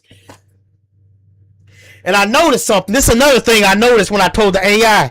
I told the AI, have you noticed that all the places on the continents of the world, on the southern continents, that's where the racism is mostly concentrated? So when you go to, let's say, South Africa, notice how white people are in South Africa, right? They control the government there in South Africa. And notice how that's where the most racism, when you see, remember, Yah gave Japheth his territory up in the north, up in Europe. Why are they up in South Africa? It's not their territory. Meaning God let them be there to punish us for disobedience. So when we escaped and when Rome attacked Israel and we got scattered into South Africa, we ran right into South Africa, and Yahweh was like, where do you think y'all going? Because since our punishment wasn't up, that's where Japheth ended up at in South Africa. And I heard that the south of Spain is very racist towards us too. It's the most racist part of Spain. Remember, America in the south is really racist. It's the most race. It's the whole South in the North America is real racist towards us, the Israelites, because remember, it's always south. South is where the frequency, the hatred is concentrated at. And then when you look at Argentina is located in the middle of South America, and it stretches all the way down to the southern tip of South America. You notice a pattern there? That's where the hatred is mostly concentrated at. Again, I'm gonna go over this one more time, though. I know I've already explained this, but I feel I got to explain this again, proving that Esau is indeed Saudi Arabia, and wherever else Esau put his seed at. So we're finna go back up here, y'all. This is how we prove it, okay? As you can see, if you go to Revelation.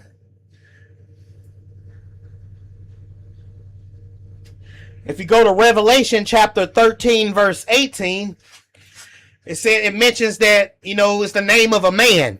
That he talks about the mark of the beast, and it's the number of a man, right? Then, if you go to Then if you go to 1 Kings chapter 10, 14 through 15, it mentioned, like you can pull out your Bible right here, and this is very interesting right here, if you don't mind. I'm gonna go ahead and pull my Bible out right quick. I don't feel like reading it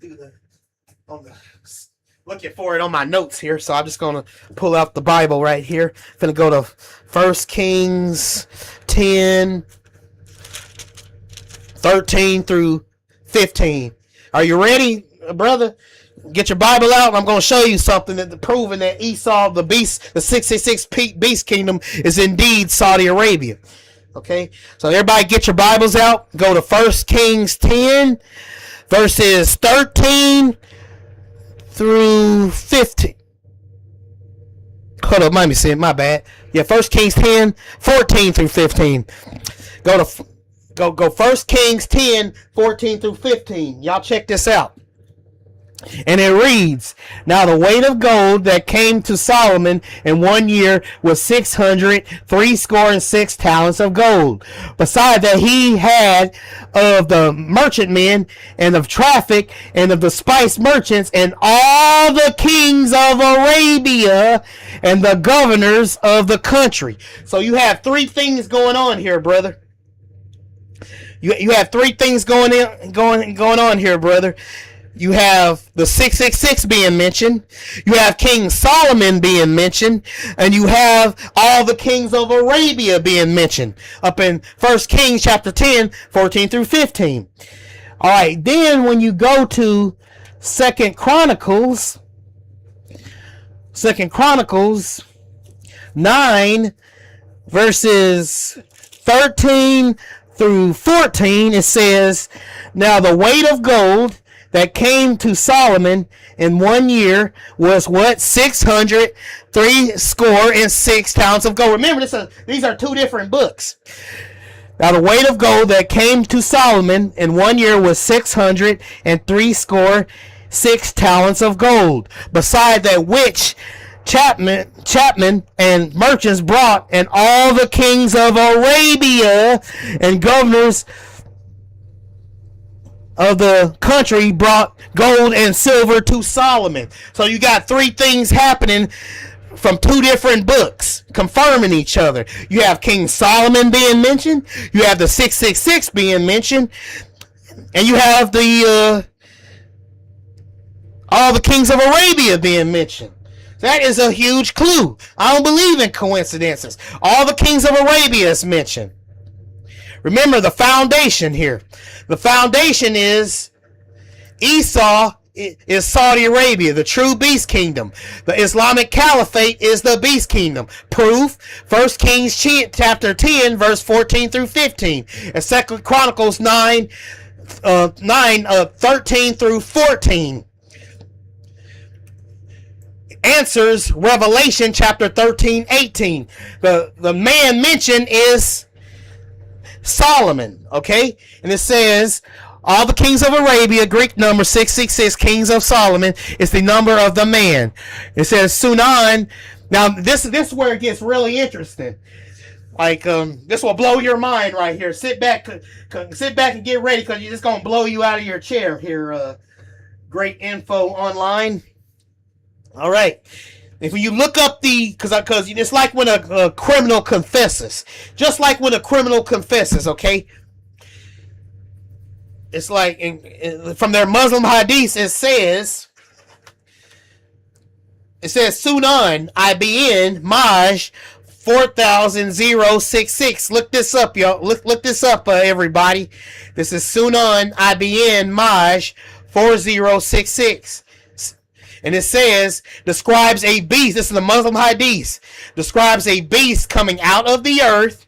It's called the Dabbit al-Ard, that emerges near the end of the times, specifically carrying two items: the staff of Moses and what? The seal of Solomon. What did 1 Kings 10, 14, and 15 say? And 2 Chronicles 9, 13 to 14 say? It said that the name of the man is Solomon. What does the Muslim hadith say? It said that they're going to bring out they said that it says a beast going to come out the earth.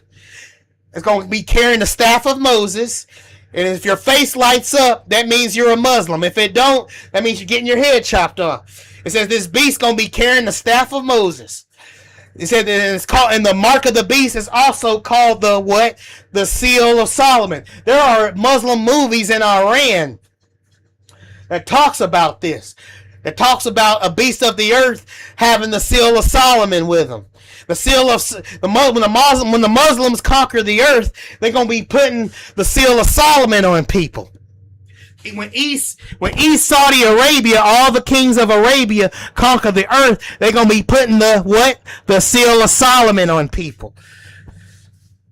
Remember, Allah, you can find Allah's name in Revelation 13:18 in all its naked glory. You can find Revelation 13:18 in the original Greek. Remember, when John was writing out the 666, he didn't write it out in English like we would write it. He wrote it out in Greek, right? He wrote it in Greek. He thought he was reading it in Greek, but in actuality, he was reading it in Arabic. This is what he would have saw. Allah, you can actually find in the name of Allah in Revelation chapter 13 verse 18. You can actually find Allah's name in those verses. And in that verse right there.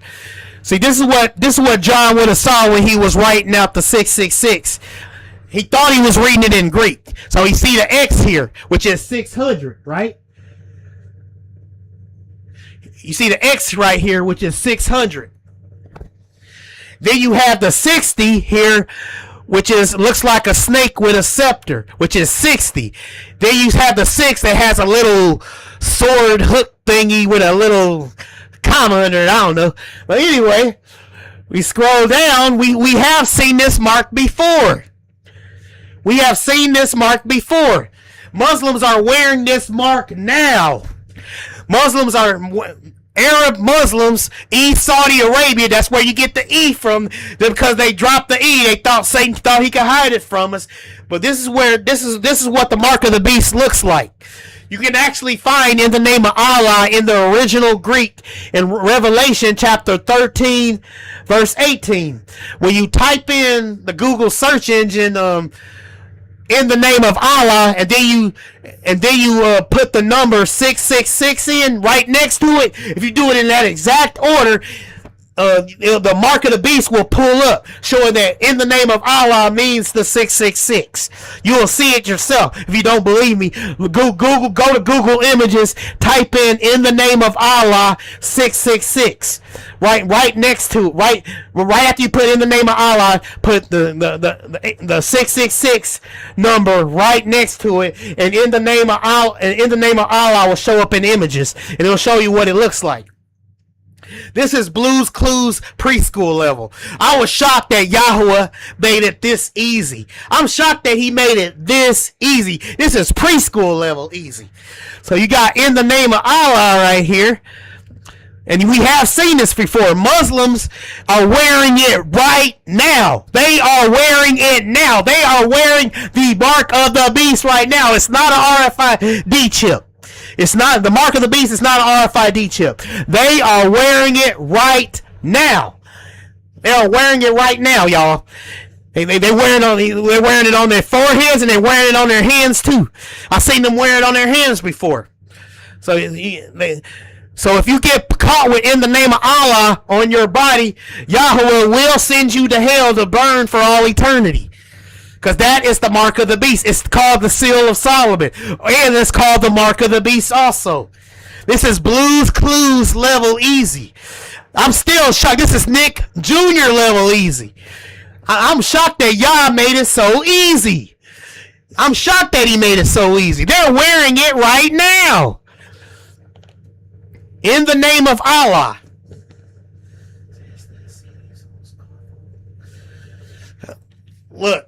Look, Esau mixed with Ishmael, okay? I haven't studied the Dukes thing yet, but I'm going to study it, okay? I'm going to study that. I haven't studied the Dukes thing, but I'm going to tell you what I studied and what I know from now. I'm not going to pretend at you. I'm going to tell you the absolute truth of what I studied. Even the AI agreed with you. The AI Google mode thinks that the Beast Kingdom, it goes by what was popular, which is that believing that the Roman Beast Kingdom is the Beast Kingdom. But once I presented my evidence, it changed its mind. And it admitted that it changed its mind. Once I presented my evidence, it changed its mind and said, yeah, Esau is definitely Saudi Arabia. It is not the white man. The Japheth has his judgment. Okay? Yah said he's going to destroy Edom off of the face of the earth, and there ain't going to be nothing left. No remnant's going to be left. But you have the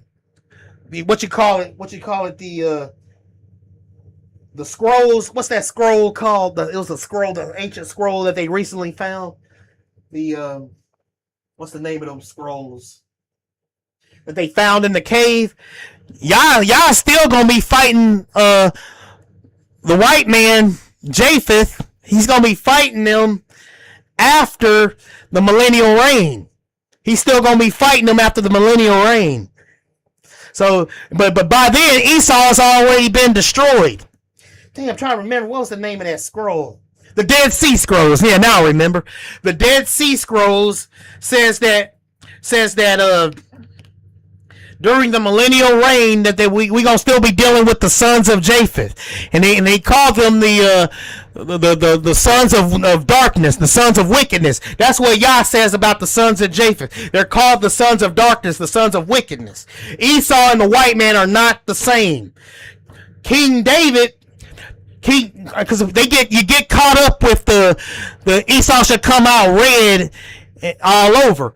But the thing is, it is red brown, like it is red brown, like it says that Esau is red brown, Like the word is admoni, means red brown, not red white. Admoni, red brown, not red white. King David is the same color as Esau, which is admoni, red brown, not red white.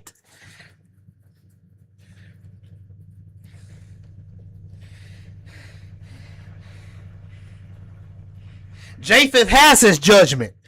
He said, my children have ye what? Sold unto the who? The Grecians, Javan. Grecian, Yavanim. Yavanim, the Greeks, Yavanim. Javan descends from Japheth, not Esau.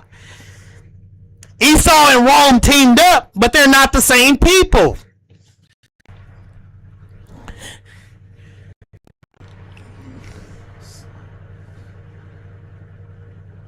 But it also...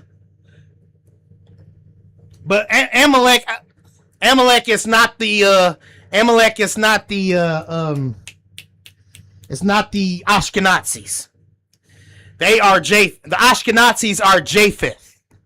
The Ashkenazis are Japheth. I can prove it right quick. I'm finna show it to you. Wait, before I do that, let me show you this. When Yah talks about destroying Edom, he always mentions cities that are located in Saudi Arabia. Not one time does he name one city in America, nor does he name one city in Europe. Not one time does he do it. He mentions all cities in Arabia. When he mentions destroying Edom, he says what? The burden against Dumah. That's Isaiah chapter 21, verse 11. He says the burden against Arabia in Isaiah chapter 21, verse 13. He said all the glory of Kedar will fail. That is Isaiah chapter 21, verse 16. In Isaiah chapter 13, verse 13, it says the burden of Babylon. This is areas that is in Saudi Arabia, not America, not Europe. In Isaiah chapter 63, verse 1, let's get on deep into this, brother. We're getting all deep into this. In Isaiah chapter 63, verse 1, it says, who is this coming from Basra? Didn't say from Mississippi, not the state where I live in America. It didn't say from Mississippi. It didn't say from the London Bridge up in London. London Bridge is falling down, falling. You know. It says, who is this? Isaiah chapter 63 verse 1. It says, who is this coming from Edom, from Basra, from the crimson stained garments? Who is this robed in splendor, marching in the greatness of his strength? It is I proclaiming vindication, mighty to save. There go Yeshua. There go Yahshua right there. Where is Basra? Basra is located in Saudi Arabia. When Yahshua or Yahushai, or how you say it, Yeshua, Yahushai, when he comes down, he's going to land in Saudi Arabia because they are responsible for both slave trades. They enslaved us for 1,300 years. They taught the Spaniards how to enslave us. They are responsible for the transatlantic slave trade too. They put their hands on us first. Esau mixed with Ishmael. He mixed with Ishmael's daughter named Bashmith. Up in Genesis chapter 36, verses 3 through 4, Esau married Ishmael's daughter, Bashmith. They had a child named Reuel.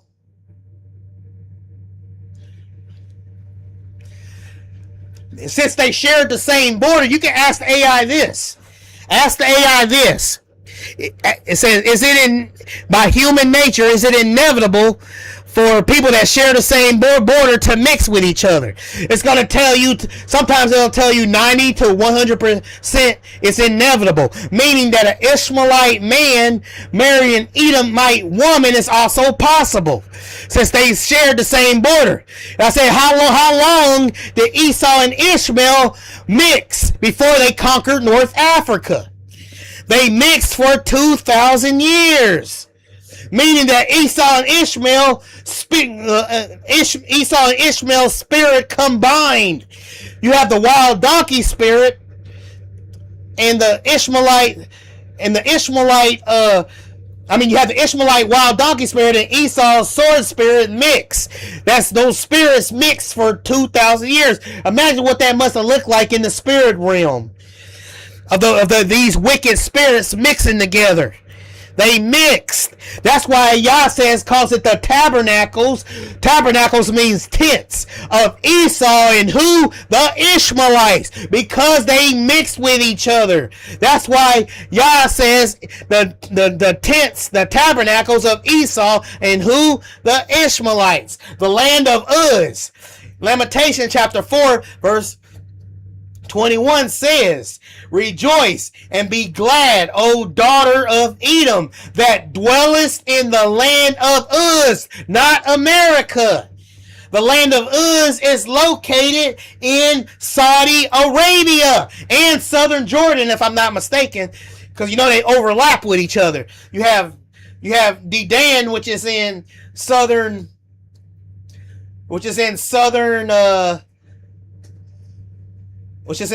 Jordan. Then you have Timan, which is in northern Saudi Arabia, if I'm not mistaken. And you have land of Uz.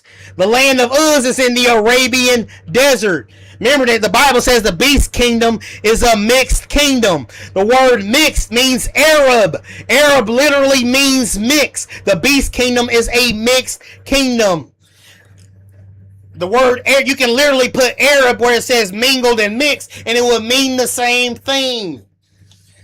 But it's in the land of Uz. That explains, think about it.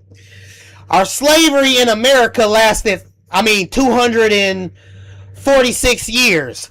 Our persecution lasted 400 years. Our persecution was technically up in 2019. Because Yah said once our punishment was up, he would slowly lift the curses up off our people. Meaning the curses are slowly lifting off of us. And Yahweh is slowly putting the curses on America and all the other nations that persecuted us.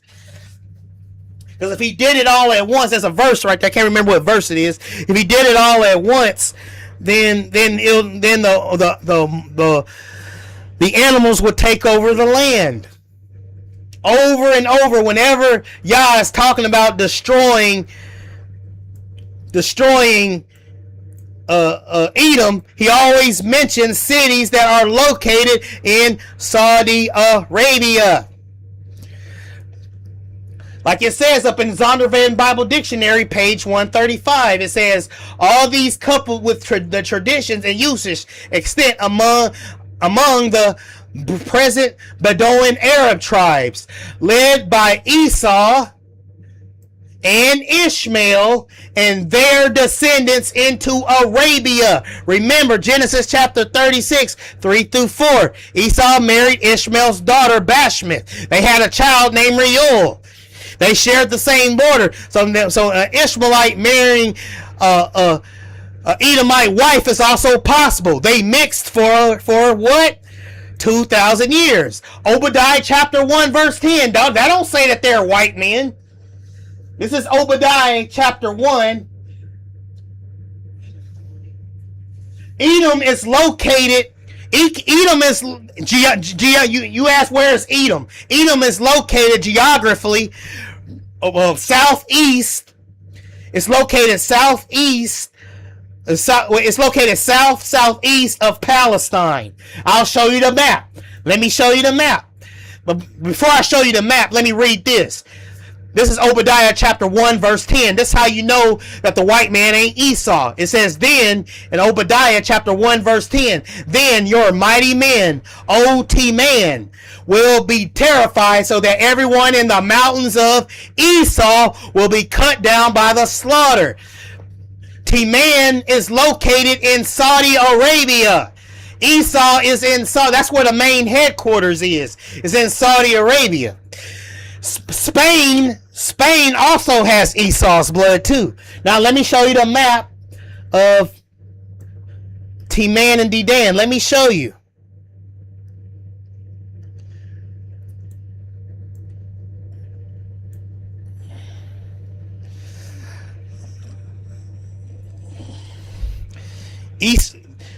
Esau today has 3 spirits. It's got the sword spirit, wild donkey, and Japheth spirit. That's just a fact. Because they all 3 of them bloodlines mixed with each other.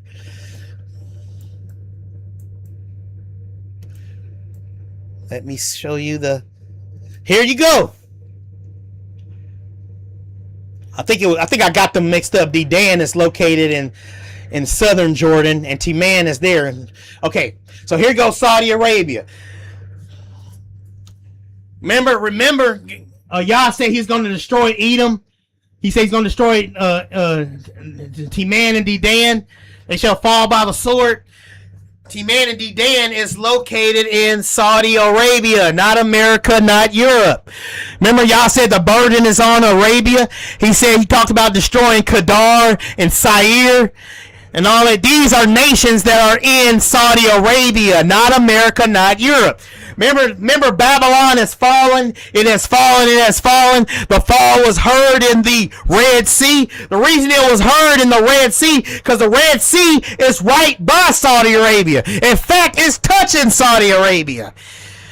There you go, right there. The Red Sea is right there. Saudi Arabia. It's not spiritual, it's physical.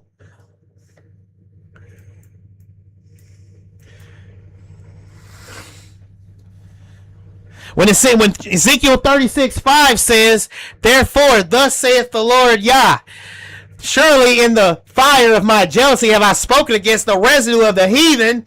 The heathen would be the Ashkenazis. The heathen would be the Ashkenazis. And it says that all Idumea would be Saudi Arabia and all the other places where Esau put his seed at. Remember, Esau married Ishmael's daughter and he married Canaanite women, meaning that the Palestinians have Esau's blood in them. Ask the AI or Google it. Say, who are today's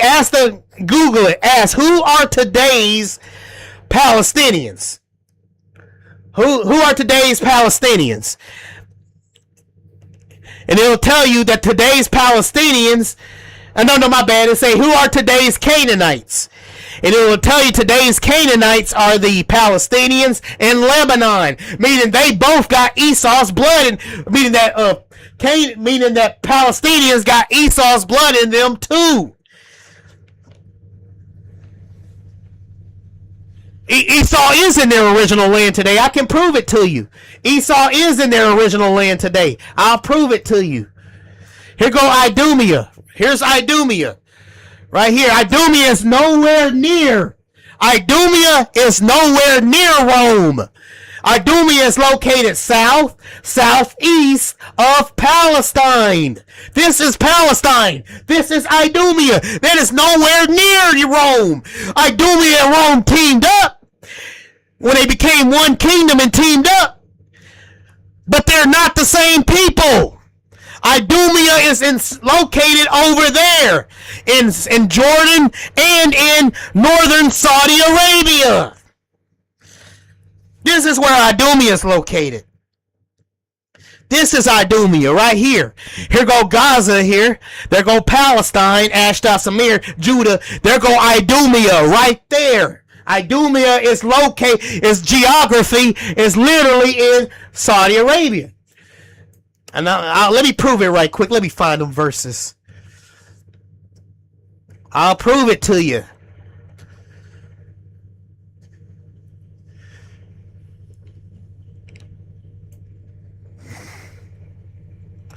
Let me prove it to you.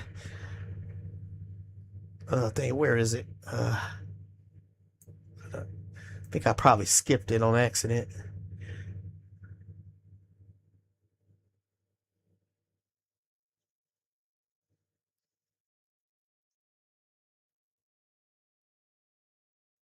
Remember where Basra is located. Basra is located right here in Jordan and in northern Saudi Arabia. Who is this that comes from Basra? Basra is not in America. It's in Saudi Arabia and Jordan. They're crossing borders here. This is where it is. Esau. This is where Esau is located. Okay, let me go find the. Just give me a second. Oh, here we go. I'll prove it to you. So as you can see, Genesis 36:6 here. Okay, this is Genesis 36:6 here. It says Esau took his wives and his sons and his daughters. So remember what I'm saying, though. I know Esau moved, but Esau is still in Saudi Arabia. Saudi Arabia is just the headquarters. And I'm going to show it to you. It's just that but a lot of them conquered North Africa and then moved into Spain. That's what happened. But I'm going to show you. Here's what it says. Genesis chapter 36:6. And Esau took his wives and his sons and his daughters and all the persons of his house and his cattle and all his beasts and all his substance which he had got in the land of Canaan. And he went into the country from face of his brother Jacob, and thus dwelt Esau in Mount Seir. Esau is Edom. Mount Seir is located in Saudi Arabia, not America, not Europe. Nowhere did I see where Yah says Esau unpossessed Mount Seir. Nowhere did I see that, where Esau unpossessed Mount Seir. Yes, I know about the Edomite that ruled Rome for a little while, but he did not mix with all of Europe and turn them white, whatever you call it. He didn't do that. He only ruled over Rome for a little while. He did not change the entire makeup of Europe. Esau is still in Mount Seir. Mount Seir is not in the Caucasus Mountains. Mount Seir is located in Saudi Arabia. There's Mount Seir right here. They went south. It didn't say they went north. It said they went south. They went Mount Seir, Saudi Arabia. Seir. He says Timan to Dedan, right? Mount Seir is located in Saudi Arabia. Seir. Right here. Not one time does he mention one city when he's obliterating Edom.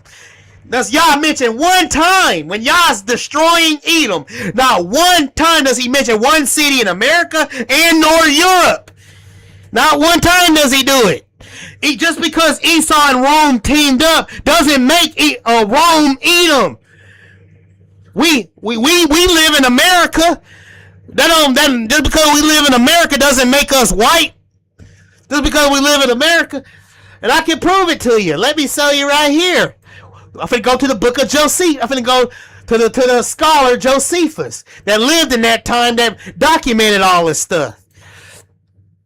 See, King Herod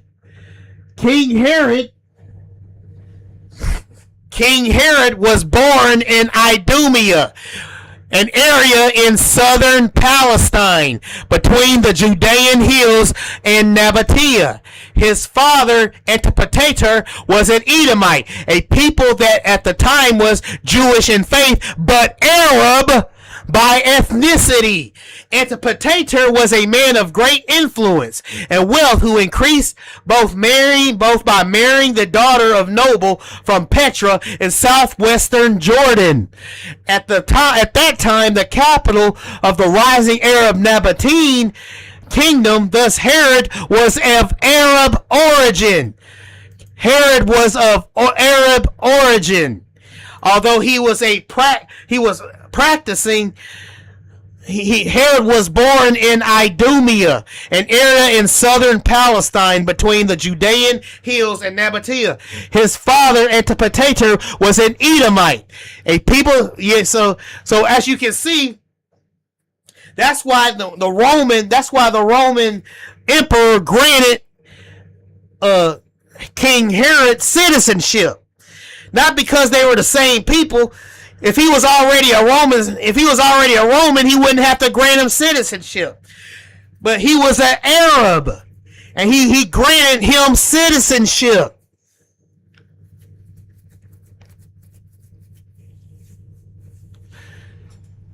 He's ethnically an Arab, King Herod. They were like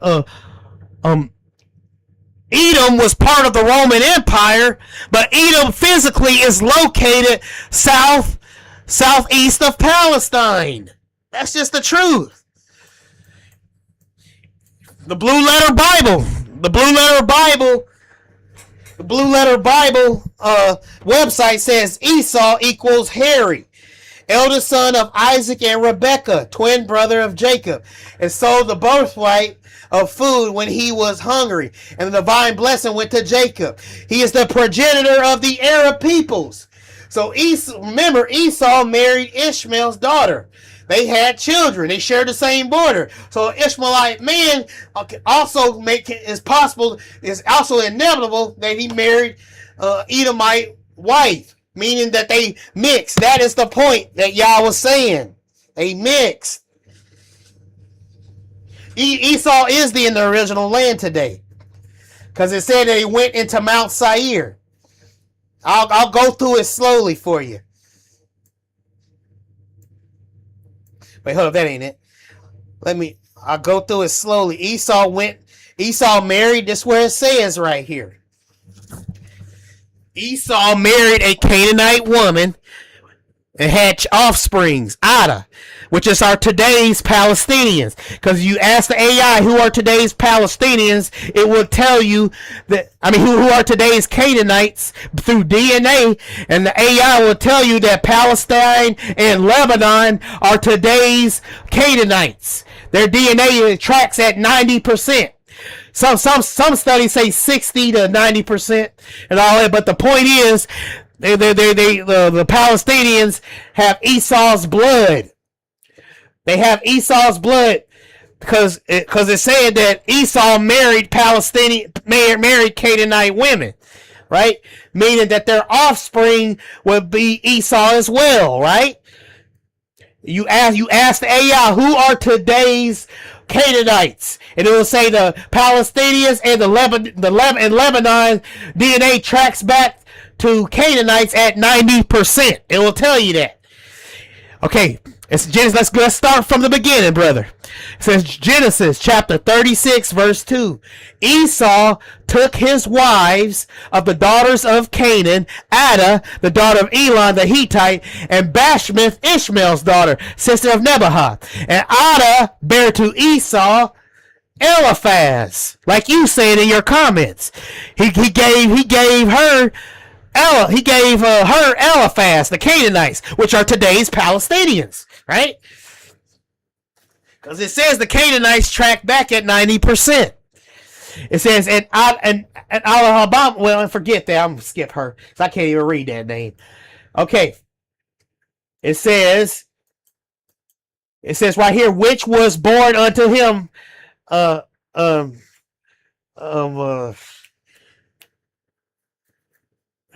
Abraham in the land of Canaan, right?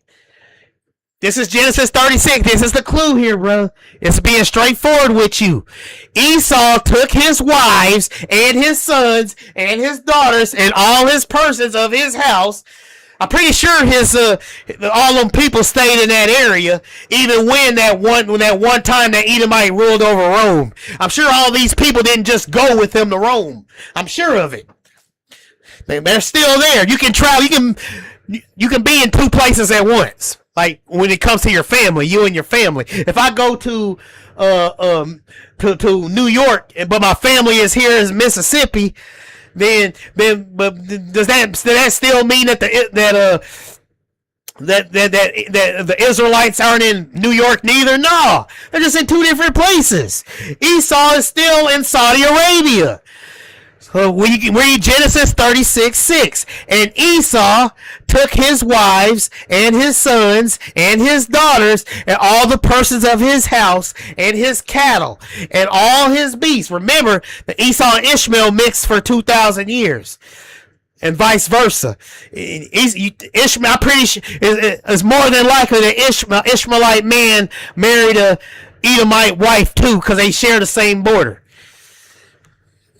It's inevitable, even though it didn't say that in the Bible. It's still inevitable because judging by human nature, because they share the same border for 2,000 years. You're going to marry the people that are around you, not the people that are in the corners of the earth.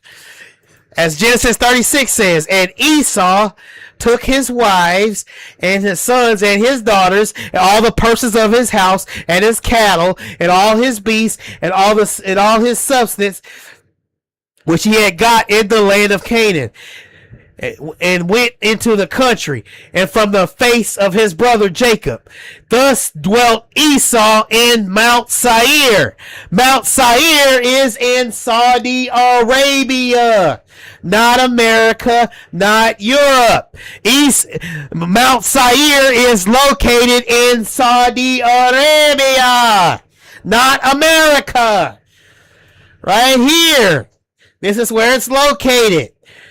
Right here in Saudi Arabia. The fall of Babylon can be heard in the Red Sea because the Red Sea is by Saudi Arabia. I do believe America is spiritual Egypt, though. America is spiritual Egypt, mentioned in Genesis 15 verses 13 through 14, but it is not Babylon. It is spiritual Egypt. America is spiritual Egypt, and it will be judged, like it says up in Genesis chapter 15 verses 13 through 14. It will be judged. I'm not letting them off the hook. It's just that white supremacy can be defeated because they only have one envious spirit, like it says up in the book of Jubilees chapter 7 verse 15. White supremacy can be defeated because they only got one spirit. It's going to be harder to defeat Esau because Esau mixed with Ishmael and mixed with the Greeks, meaning they got three spirits on them. So that's why defeating Saudi Arabia will not be easy. That's why they blow themselves up, and they was in the Guinness Book of World Records for the most beheadings. Because that's what they do. The Bible says that the beast kingdom likes to behead people. Romans don't behead people now. They don't behead people. Saudi Arabia likes beheading people. They still do it now. Just like the beast kingdom is said to be beheading people. It is in their nature. That's what they do. What happened to John the Baptist? John the Baptist. What happened to him? He got beheaded by who? King Herod, because that's what Arabs like to do. They like beheading people. Idumea is located in right there, okay? Where's that verses that says, let me see.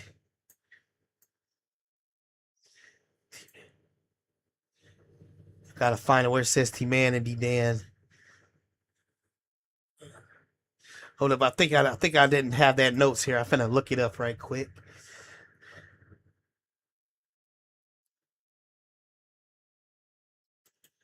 Give me a second. I'll be right back. Finna look something up right quick, and I'll be right back with you, fellas.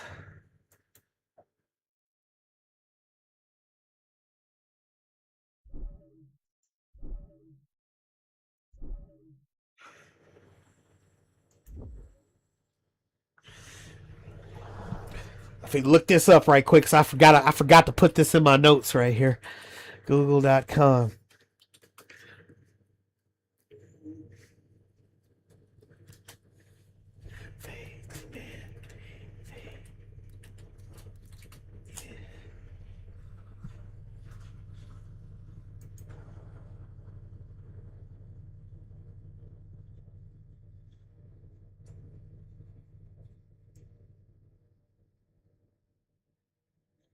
Oh, give me.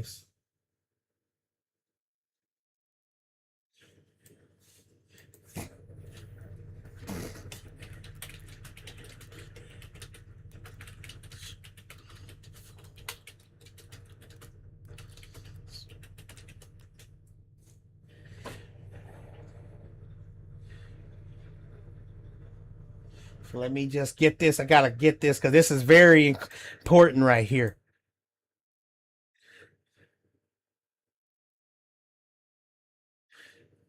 Because, I mean, how many times do y'all have to say it over and over and over? He says it over and over again.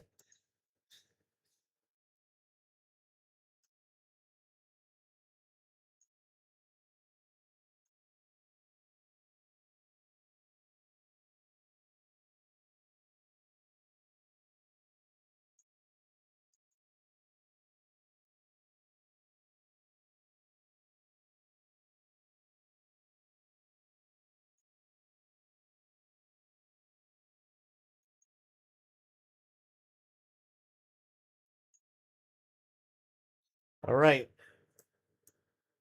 Where we going to show? Where I'm going to show this. T-Man and D-Dan. So you know what verses are coming up, right? And no, it ain't spiritual. Oh, I said 80. I think I should have said 83. Okay, there. Keep going up. Keep going up. I'm finna keep going up.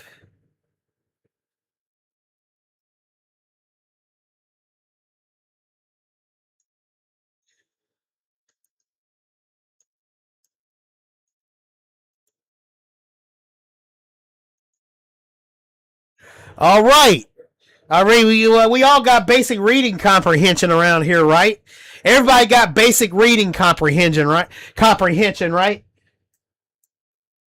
All it takes is basic reading comprehension. I know it ain't popular to say what I'm saying, but for some reason, people rather listen to the devil's lies. Yah was very thorough about Edom. And the Muslims already admitted to being Esau. If you look up the video that's on YouTube, it's some Arab Muslims that admitted being Esau on YouTube. Let me see. Let me put that paste.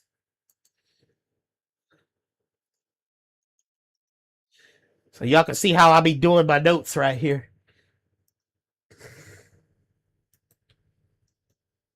Because I swear it's like we Israelites are very hard-headed. We are very hard-headed. It's like it takes all you have to do is have basic reading comprehension. That's all it takes. See if I can highlight this.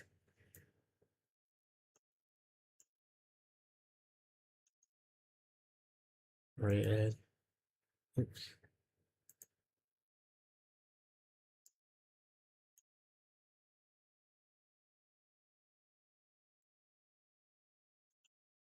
Oops. Oh, crud. They making me.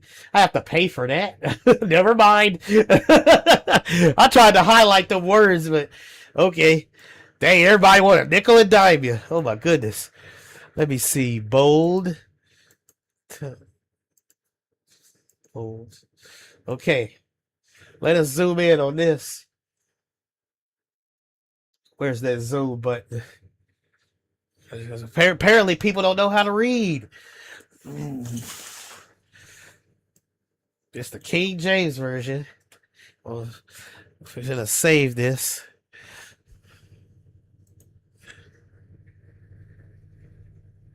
Esau is not the so-called white man. Read this right here. Esau is not the so-called white man. King David is the same color as Esau. So we know King David ain't no white man. King. Let's see. Oh, so why y'all we can't how can we defeat white supremacy when you telling lies like that? The white supremacy can be defeated. We can make the right type of prayers when we're being attacked. But how can you do that when you're spreading the lie? What white people have white people are do not have the bloodline of Shem. They are Japheth.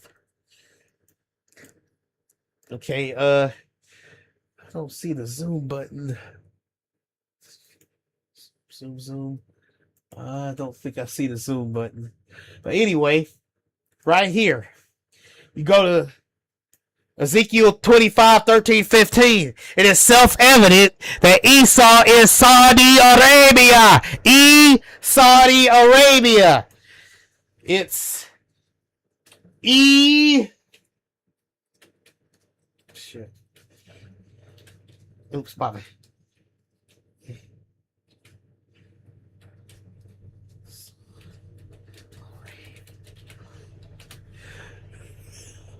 Esau is Saudi Arabia. Saudi Arabia. Get it? Saudi Arabia. This is Ezekiel chapter 25, verses 13 through 15. Therefore, thus saith the Lord Yah. Thus saith Yahweh. I will also stretch out my hand upon Edom. Think about it. Esau is Yahweh is absolutely obliterating Esau, Edom. He's obliterating Edom. But not one time does he mention one city in America and or Europe. Not one time does he do it. But he does mention cities like Teman and Dedan. This is future judgment. It hasn't happened yet. Therefore, thus saith the Lord Yahweh, I will also stretch out my hand upon Edom, and I will cut off man and beast from it. And I will make it desolate from Teman, and they of Dedan shall fall by the sword. It didn't say from Memphis. It didn't say from Memphis to Los Angeles. It didn't say God was going to destroy Edom from Memphis to Los Angeles. It said he would destroy it from Teman, and they of Dedan shall fall by the sword. Teman and Dedan is located in Saudi Arabia. Teman and Dedan is in Saudi Arabia, not America, not Europe. Do you know how to read? You got a reading comprehension? How does Yahweh tell you one thing and you say the opposite? It doesn't say nothing. It ain't got nothing to do with America. The fall of Babylon was heard in the Red Sea. The Red Sea is nowhere near America. How can it be heard in America? The Red Sea is not by America. The Red Sea is touching Saudi Arabia. Dumas, Kedar, Sair, Dedan, Saudi Arabia, Mecca, Teman. Every time Yah talks about obliterating Edom, he mentions names that are in Saudi Arabia, not Europe. Therefore, thus saith the Lord Yah, will I stretch out my hand upon Edom, and will cut off man and beast from it. I will make it desolate from Teman, and they of Dedan shall fall by the swords, not Memphis, not New York, not New York, not Chicago, Illinois. Teman and they of Dedan shall fall by the sword. That is located in Teman. Dedan is not located in America. And I will lay my vengeance upon Edom. You're not going to say something like, oh, you bugged out, Emery, and then quit like I made the other people quit before. And they're like, you bugged out, and they ran away from me. This ain't being bugged out, it's the truth. Do you know how to read? I even got the Google AI mode to admit it. The Google AI mode used to believe that the Roman beast kingdom was the true beast kingdom, but when I presented my evidence, it changed its mind. And if you don't believe me, check out my 6-hour video I did on my YouTube channel showing how I got the AI to change its mind and say that Esau is definitely Saudi Arabia and not the Romans. After I presented my evidence. If you don't believe me, look it up yourself. Look up my video how I did it. Okay? Okay, go ahead, bring it. Okay, Idumea is not the Romans. I can prove it. It says right here, they are two separate people. The scholar Josephus that lived back in those days and documented everything that happened concerning Idumea, which is located in southeast, southwest, southeast of Palestine, like this map shows. You can Google it yourself. Like if you don't know basic geography like me, Idumea is not the Romans. They are two separate people. Look up the book of Flavius Josephus. The War of the Jews 378 reveals that the Idumeans surrendered themselves to the Romans. How can they be the same people when the Idumeans surrendered to the Romans? How can they be the same people when the Idumeans surrendered themselves? This proves they are two separate people. This is Flavius Josephus, The Wars of the Jews 378. It was at this time that the commanders of the Idumeans got together privately and took counsel about surrendering up themselves to the Romans. He said, Yah gave God in Deuteronomy chapter 2, verses 22. Mount Seir was given to Edom. Nowhere in the Bible does it say that Esau unpossessed Mount Seir.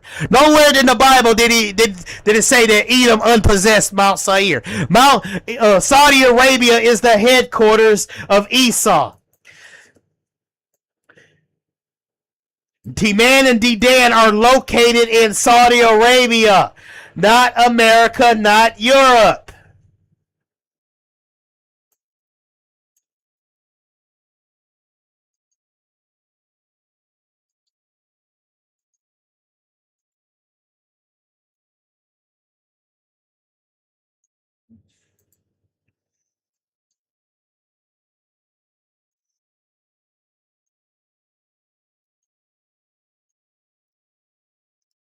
Mount Seir was given as a possession to Esau.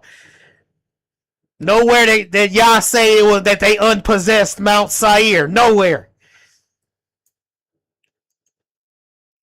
Teman and Dedan are located in Saudi Arabia, not America. They teamed up, but they are not Romans. They teamed up, but they are not Romans. When it says all Idumea, all it's saying is that it's wherever Esau put his seed at. Esau mixed with the Canaanites. That would make their offspring Esau as well. That would mean that the Palestinians are Esau too.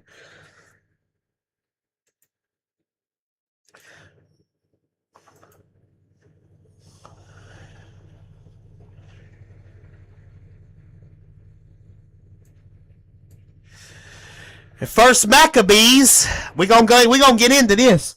In First Maccabees, Esau does not possess. No, Esau is not the white man. In First Maccabees chapter 5 verse 3, Judas fought against the children of Esau in Idumea at Arbatine because they besieged Israel, and he gave them a overthrow. I protect their courage and took their spoils. Romans and Esau are two separate people. In First Maccabees chapter 8 verse 1, Judas has heard of the fame of the Romans. Wait, didn't he get done beating up Esau back here? So how is he hearing about the fame of Romans? It's because the Romans and Esau are two separate people. First Maccabees, verse 8:20. Judas Maccabeus with his brethren, the people of the Jews, have sent us unto you to make a confederacy and peace with you, that we might be registered your confederates and friends. Idumea is located. I'm gonna have to show. I guess I gotta show this to the great info online guy. I have to show a Blues Clues level. This is where Idumea is located. I have to treat him like a preschooler because Idumea is located southeast of Palestine. Right here. Judea's right here. Idumea is located right here. It is not, the land of Idumea is not located in Rome. They shared the same border of Edom.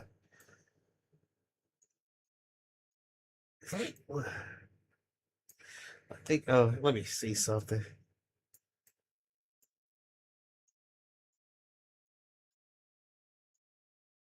This is where Rome is. This is Rome. Italy is in Rome. It's not located nowhere near.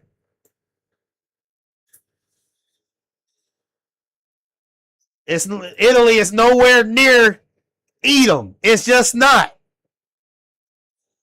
This is Rome or Kittim. They are descendants of Japheth, not Esau.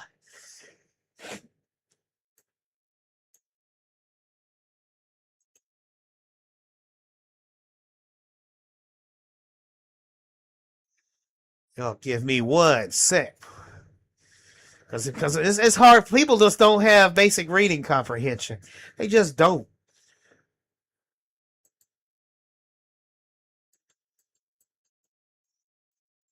Do people even know how to read a map?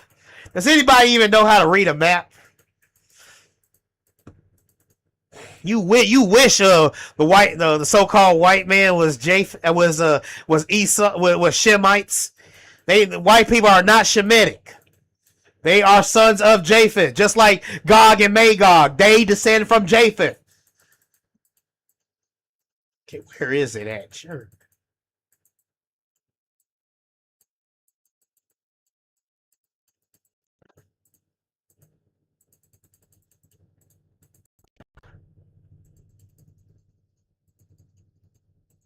Y'all give me a second. I gotta show y'all this.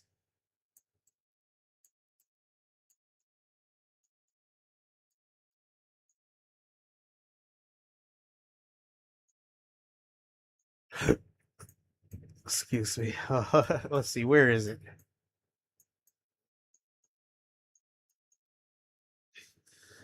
Esau is not the so-called white man. That's a false doctrine. You'll have to explain to Vocab Malone and all those other naysayers that we're Israelites. And why is King David the same color as Esau then? Why is a red heifer? When you look up red heifer, it looks like a brown cow. When you look up red heifer, because that's what the color Esau was: red brown, not red white.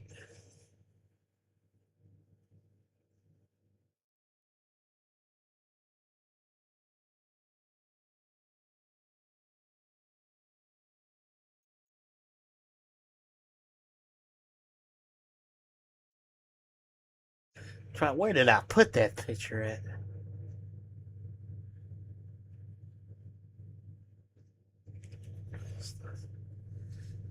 Yeah, you been taught false doctrine, brother.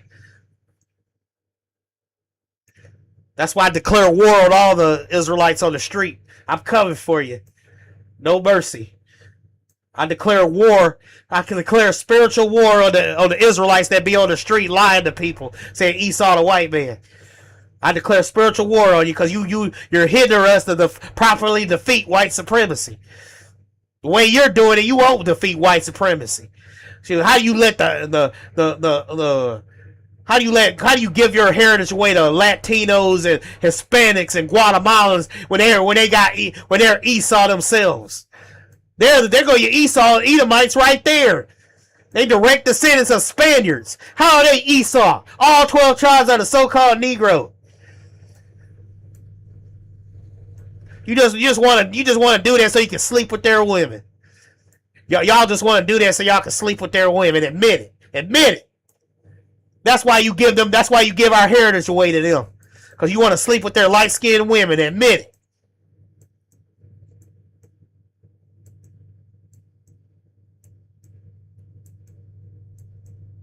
Oh my goodness.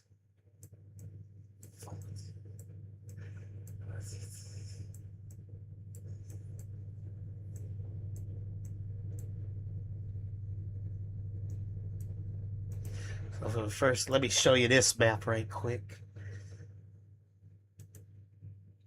Let me...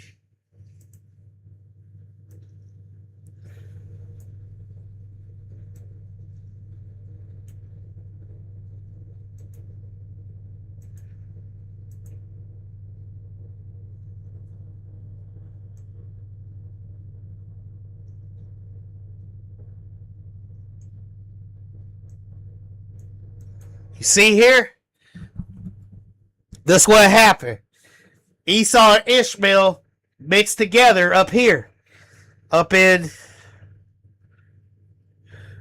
up in Palestine. Well, with the so-called Palestine, Esau and Ishmael shared the same border, so they mixed with each other. They then conquered North Africa. They kept going and going. Then they went into Spain and conquered Spain, bringing the Esau spirit with them. And they mixed with the white Spaniards there. Now the white Spaniards got Esau blood in them, but that's as far as it goes. The rest of Europe is Japheth. That's just the plain truth. I'm gonna try to look for that map again. Let me see. Just give me a second.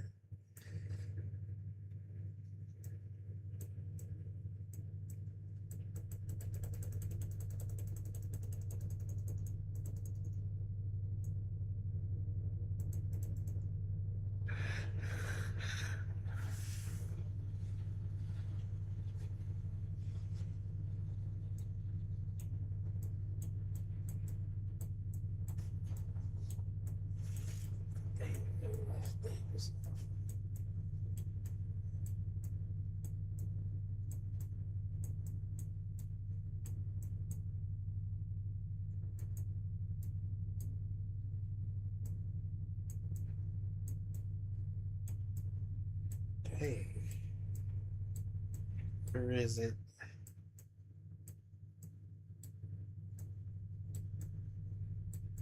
Well,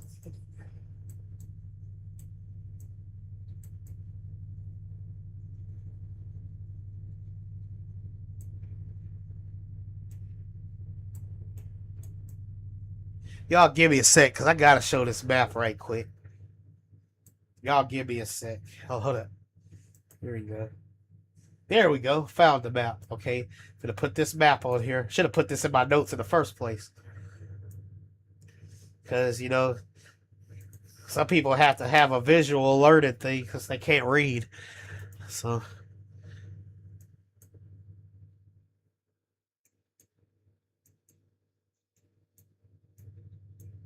All right. Here you go. There you go. Here it is. Kingdom of Edom is located right here. This is Kingdom of Edom. It's not located in Rome. You can't be just spewing talking points from the ignorance that's on the street. You can say that talking point till you turn blue in the face. You can say it as much time as you want, but that still don't make it true. Here is Edom. Here go the Arabs. This is where Ishmael was. This is where the Ishmael was, the Arab tribes.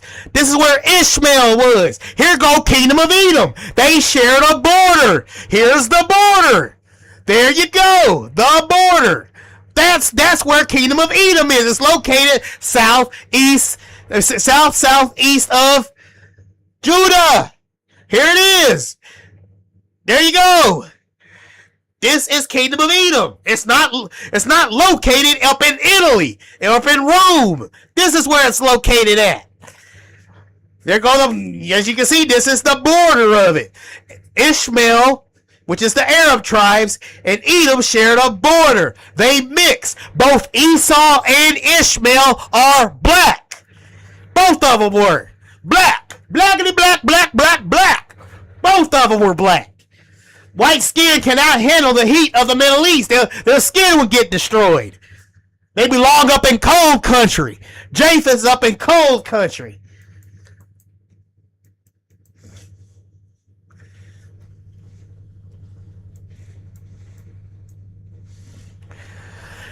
The tabernacle, the word tabernacle means tents.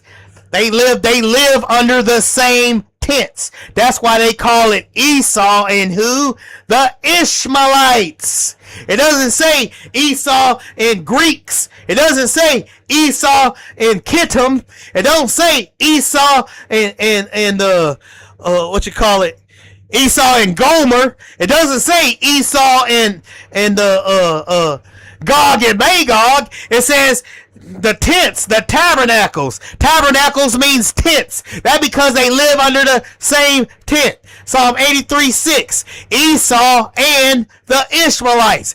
Esau and Ishmael live under the same tent. That's why they call it the tents of Esau and who? The Ishmaelites. They combined. Esau married Ishmael's daughter. The sword spirit and the donkey spirit mix with each other. They mixed. Esau and Ishmael live under the same tent. The Arab tribes live right here on the west bank over here. This is where Arabs live, right here. This is where the Hagarites went, right? Esau, right there. I mean, that's where Ishmael went. This is Arab, Ishmael, Arab, right here. Arubu tribes, right? Kingdom of Edom, right here. They share the same border, meaning Esau married Ishmael's daughter. They had a son named Reuel, meaning they combined the spirit of Esau and Ishmael. Since Esau and Ishmael share the same border, an Ishmaelite man marrying an Edomite woman is also inevitable. Because that's what happens when you share the same border. Ask the AI. Go ahead. Ask the AI this. Ask the Google. Is it inevitable for an Ishmaelite man to marry an Edomite woman also? Is that possible after they shared the same border for 2,000 years? Go ahead. Google it. Ask it. Ask it. Ask it. Google it. That's what happened. They mix with each other. What happened after the mixing? After Esau and Ishmael mixed for 2,000 years, which meaning they mixed the spirit of the Esau's sword spirit and the wild donkey spirit got passed down, they took the sword spirit and the wild donkey spirit and they conquered North Africa. They then went into Europe, into Spain, and they conquered Spain. They were trying to conquer the whole world. They tried to conquer the whole world, and believe me, they will conquer it one day, because that is their mission. Islam's mission is to dominate the whole world till everyone bows under Allah. That's what happened. They went into Europe. That's what happened. Esau went into Europe. They mixed with each other for 2,000 years. When the Arabs conquered North Africa, after mixing with Esau for 2,000 years, of course they would take the spirit of it into Spain. And then what did Spain do? Spain countered it with their Catholicism, and they took then Spaniards made the slave trade global. Saudi Arabia, the Arabs are responsible for both slave trades. That's why Yah calls out Spain, calls the ships of Tarshish that carried the souls of men. They learned it. The Europeans, Japheth, learned it from East Saudi Arabians and the Berbers and the Moors that conquered Europe, that got them white harems and essayed the white women there. They had harems there. The East Saudi Arabians and the white African and the black Hamites, the African Hamites, essayed the white women up in Europe and had children with the white women with their harems. And they spread that Esau spirit into all of Spain. They did not conquer all of Europe because they couldn't. They couldn't break that wall there. They were defeated.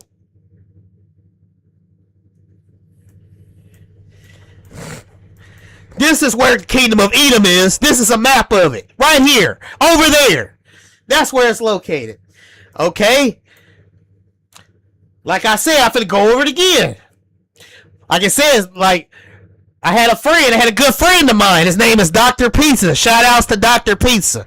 He's an Iranian Christian guy. And he said that he used to watch movies about the beast all the time when he was a kid. He said Muslims believe that the beast is good. He told me that a beast came out the earth and spoke, just like it says up in Surah, up in the Surah Quran 82. It says that a beast gonna come out the earth and speak. It says that in their Quran. It lined it up with the Bible. They admit it. The beast kingdom will come from Saudi Arabia. It said the first beast in Daniel is in the ancient book of Babylon is in Iraq. The first beast is in Iraq. The fourth beast that tells people to look to the first beast is the Islamic Caliphate. In 1 Kings chapter 10 verses 13 through 15, 13 through 15, it talks about King Solomon. When you look up 1 Kings chapter 10 verses, my bad, I think it was 14 through 15. When you look up 1 Kings chapter 10, 14 through 15, now the weight of gold that came to Solomon in 1 year was 666 talents of gold. Let me bold in that.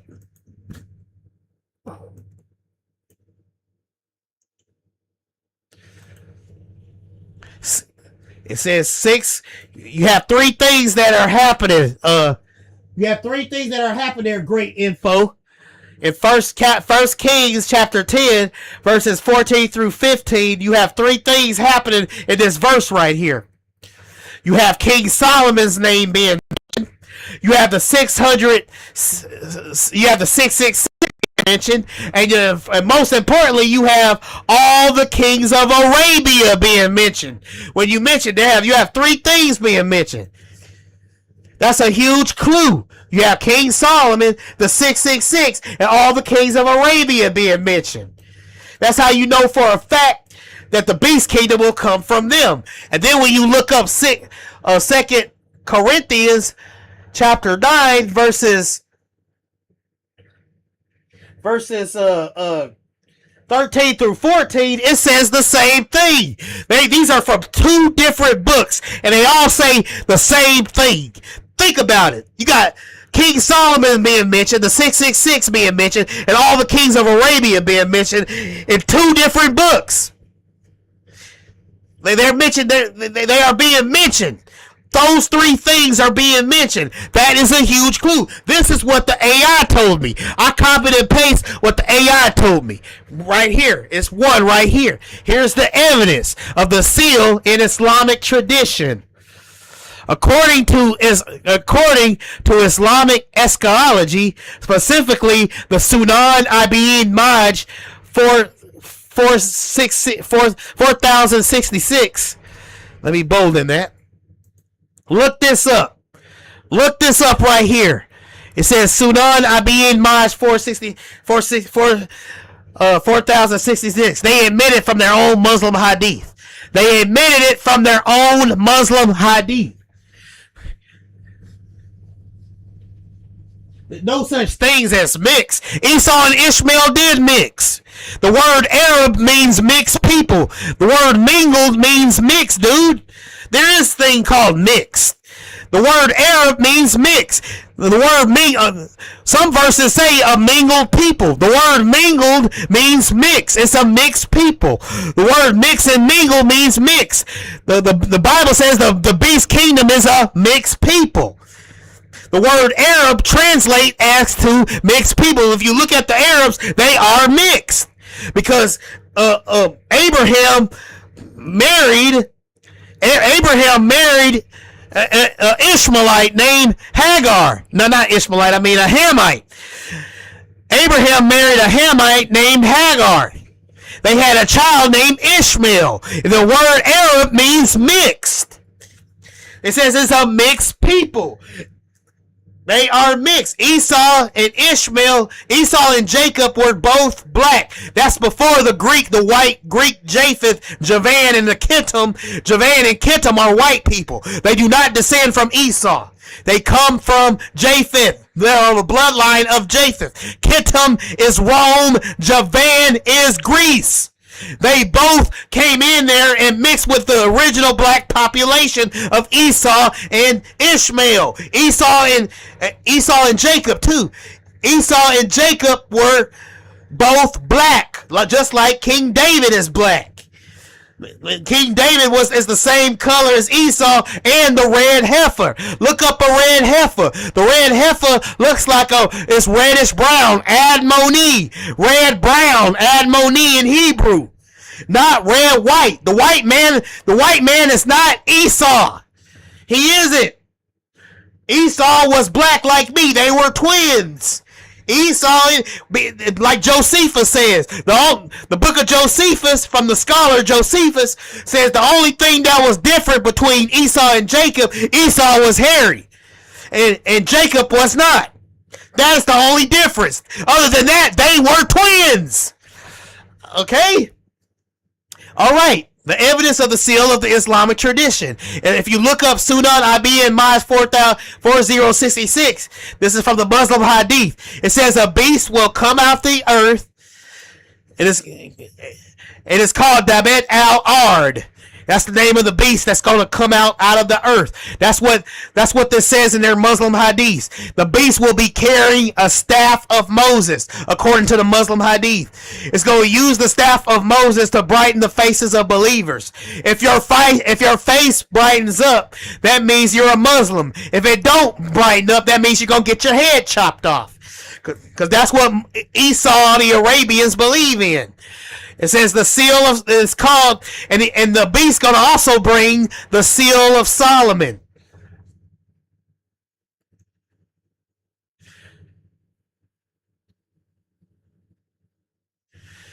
And the seal of Solomon, the seal of Solomon is used to stamp or mark the faces or noses of the disbelievers. That's what it's called. It's called the seal of Solomon. The beast that's going to pop out, like they admit in their own Muslim hadiths here from Sunan IBN Maj 466, going to bring the staff of Moses. And they're going to bring the seal of Solomon. And they're going to they're going to stamp the seal of Solomon on your forehead and or hand. They admit it in their Muslim hadith. This is the AI's answer. This is the AI telling me this. I didn't even say this. This is the AI telling me this. It says the evidence here shows a direct role reversal. The Bible warns that a beast will use a mark to control and condemn, while the Islamic tradition describes the beast using Solomon's own signet to identify those who are rejected by Allah. Abu Imam Ali Abahali, found in Musnad Ahmad, is reported along these lines. This is what the Muslim Hadith says. Are you listening? Great Info Online 505. This is what the Muslim Hadith says. It says the beast will mark people. This is what it says in the Muslim Hadith. The beast will mark people, and they will say so numerous that in transactions, get it? Transactions, people will say, I bought this from someone who has the mark. So there you go. They mentioned in buying and selling. Buying and selling is mentioned right here. From their own Muslim hadiths, they admitted to it. The mark of the beast will come from Saudi Arabia, not Rome, not the Pope. They admitted to it in their own Muslim hadith. Transactions. Buying and selling. Buying and selling. Buying and selling. Buying and selling. Transactions. Buying and selling. This is from Abu al-Bahali, found in Musnad Ahmad, as reported along these lines. The beast will mark people. The beast will mark people. And they will become so numerous that in transactions, people will say, I bought this from someone who has the mark. Transactions means buying and selling. Transactions, the Muslim hadiths admit it. Transactions.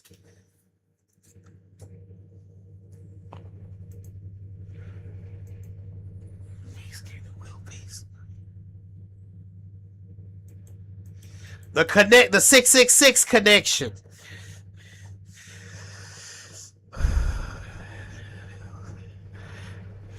This is the 666 gold and the seal. The seal of Solomon is historically represented as a six-pointed star in the hexagram, while today it is the Star of David. In the ancient and medieval world, it was widely known as the seal of Solomon.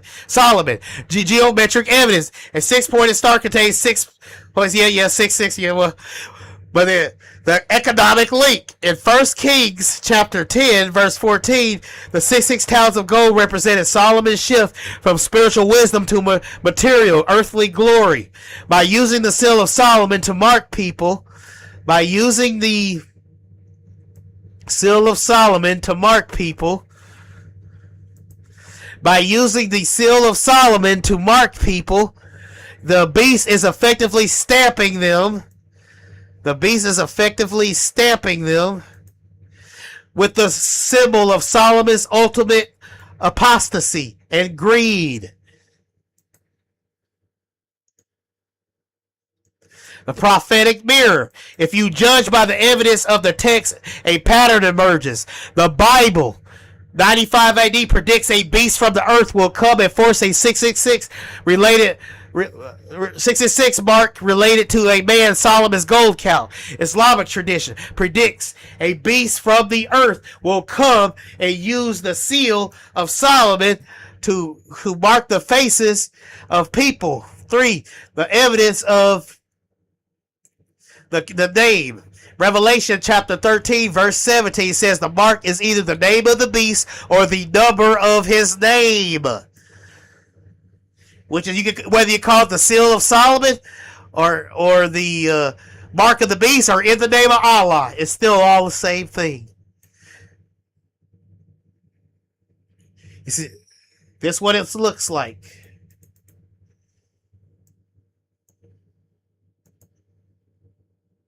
This is what the mark of the beast looks like. It says the visual evidence. As discussed earlier, many have observed that when written horizontally, the Greek characters bear a striking resemblance to the Arabic phrase Bismillah, which is in the name of Allah, with cross swords of the caliphate. The prophetic logic. If the mark is the name and the number of the name looks like the name of Allah, then the charisma, the seal, acts as a badge of allegiance to the specific name. One, the text is this mark of the beast that other calls the seal of the disbeliever. The kings of Arabia and the beast. The text in the 1 King chapter 10 verse 15 notes the gold came from the kings of Arabia. Prophetic researchers argue that since the beast of the earth, the Quran is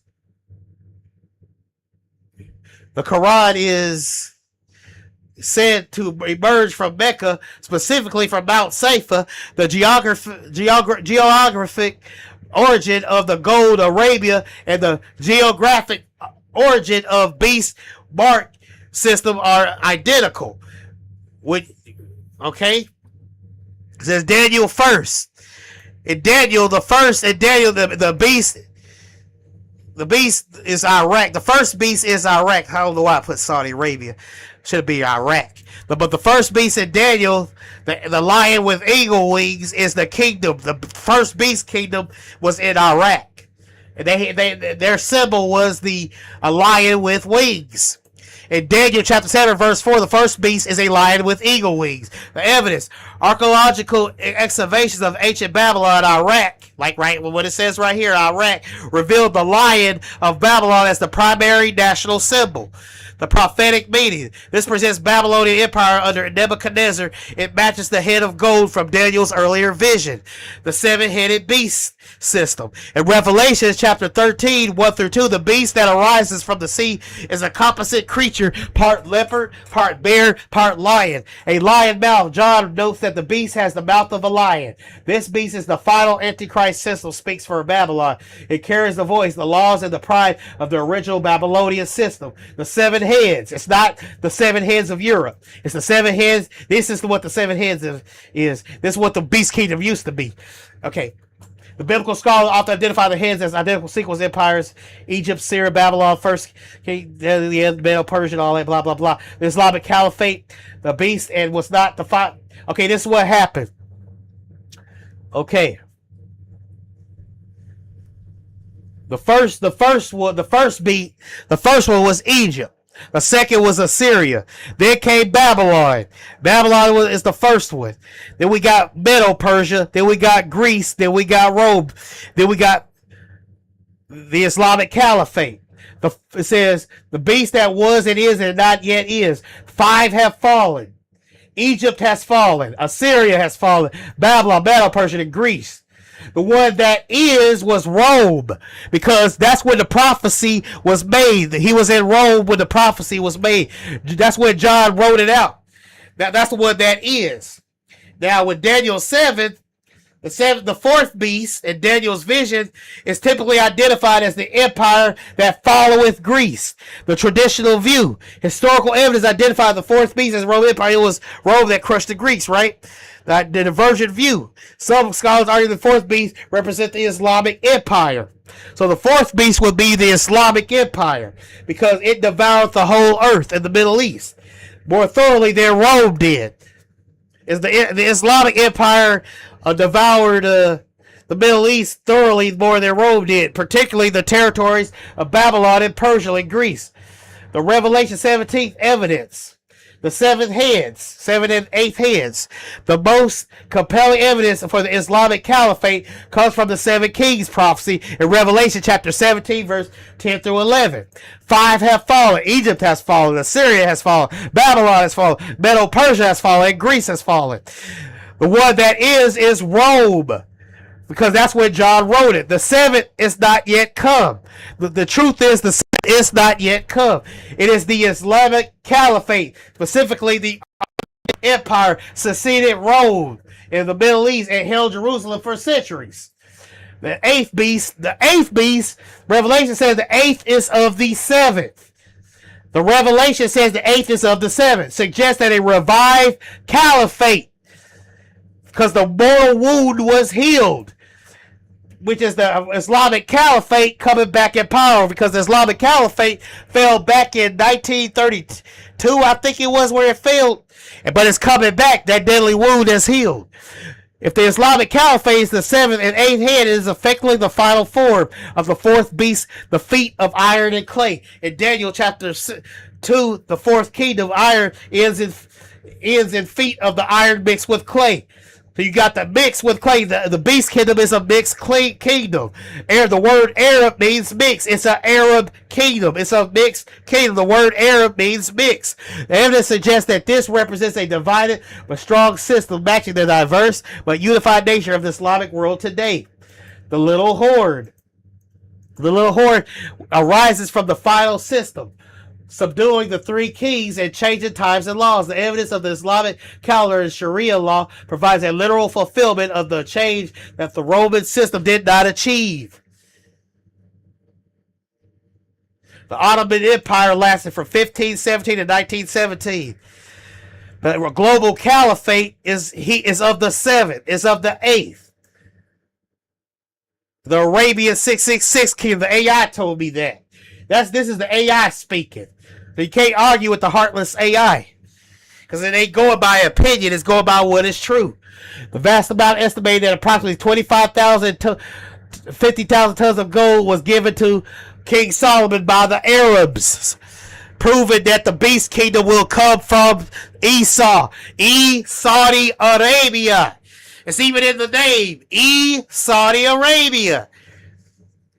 It says this is the AI talking, not me. The merchants and traders. It comes from the commercial traffic customs duty. The kings of Arabia, regional rulers who paid tribute or brought gold and silver. In some translations, this is rendered to the kings of the mingled people. The word mingled people means Arab. The Arab means mingled people. Mixed means Arab. The Arabs are a mixed people. They're not a pure race. The beast kingdom is a mixed kingdom. The extraordinary wealth, 66 talents, represents an immense sum that underscores Solomon's status as the wealthiest monarch of his time. Connection of Revelation. This is the only other prominent mention of the number 666 in the Bible besides the number of the beast in Revelation 13:18. The number of the man, beast. Many scholars view this specific mention of 66 talents as a subtle critique under the law of the kings. In Deuteronomy chapter 17, verse 17, Israel's rulers were forbidden from greatly multiplying silver and gold for themselves. Cumulatively, this specific amount marks the beginning of Solomon's spiritual decline and obsession with material power.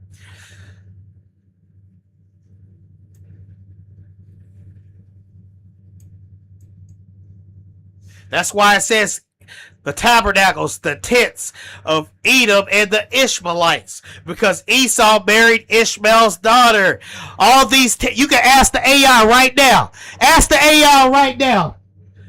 Ask the AI right now, folks. Y'all ask the AI this. Ask the AI. Y'all can Google this yourself. That is all the nations mentioned in Psalms 83, 4 through 8. Are all the nations there mentioned are those Islamic territories right now? Go ahead, ask it. Ask it. Great Info Online 505. Go ahead and do it yourself. Ask Google this. Ask the Google AI. Ask it. Are all the nations that are mentioned in Psalms 83, 4 through 8, are all those areas Islamic territories now? And it will tell you, yes, it is. All those territories mentioned in Psalms 83, 4 through 8 are an Islamic territory. Moab ain't got nothing to do with Asian people. Moab has nothing to do with Chinese or Japanese or whatever Asians. It has nothing to do with them. That makes no sense. You're naming off all these territories that are located in the Middle East, and all of a sudden Moab is supposed to be the Asians. That don't make no sense at all. All those territories are an Islamic territory. And all of a sudden, randomly, one of them means Chinese people. Get out of here. That ain't true. That makes no type of sense. The Kingdom of Edom and Arabs share the same border.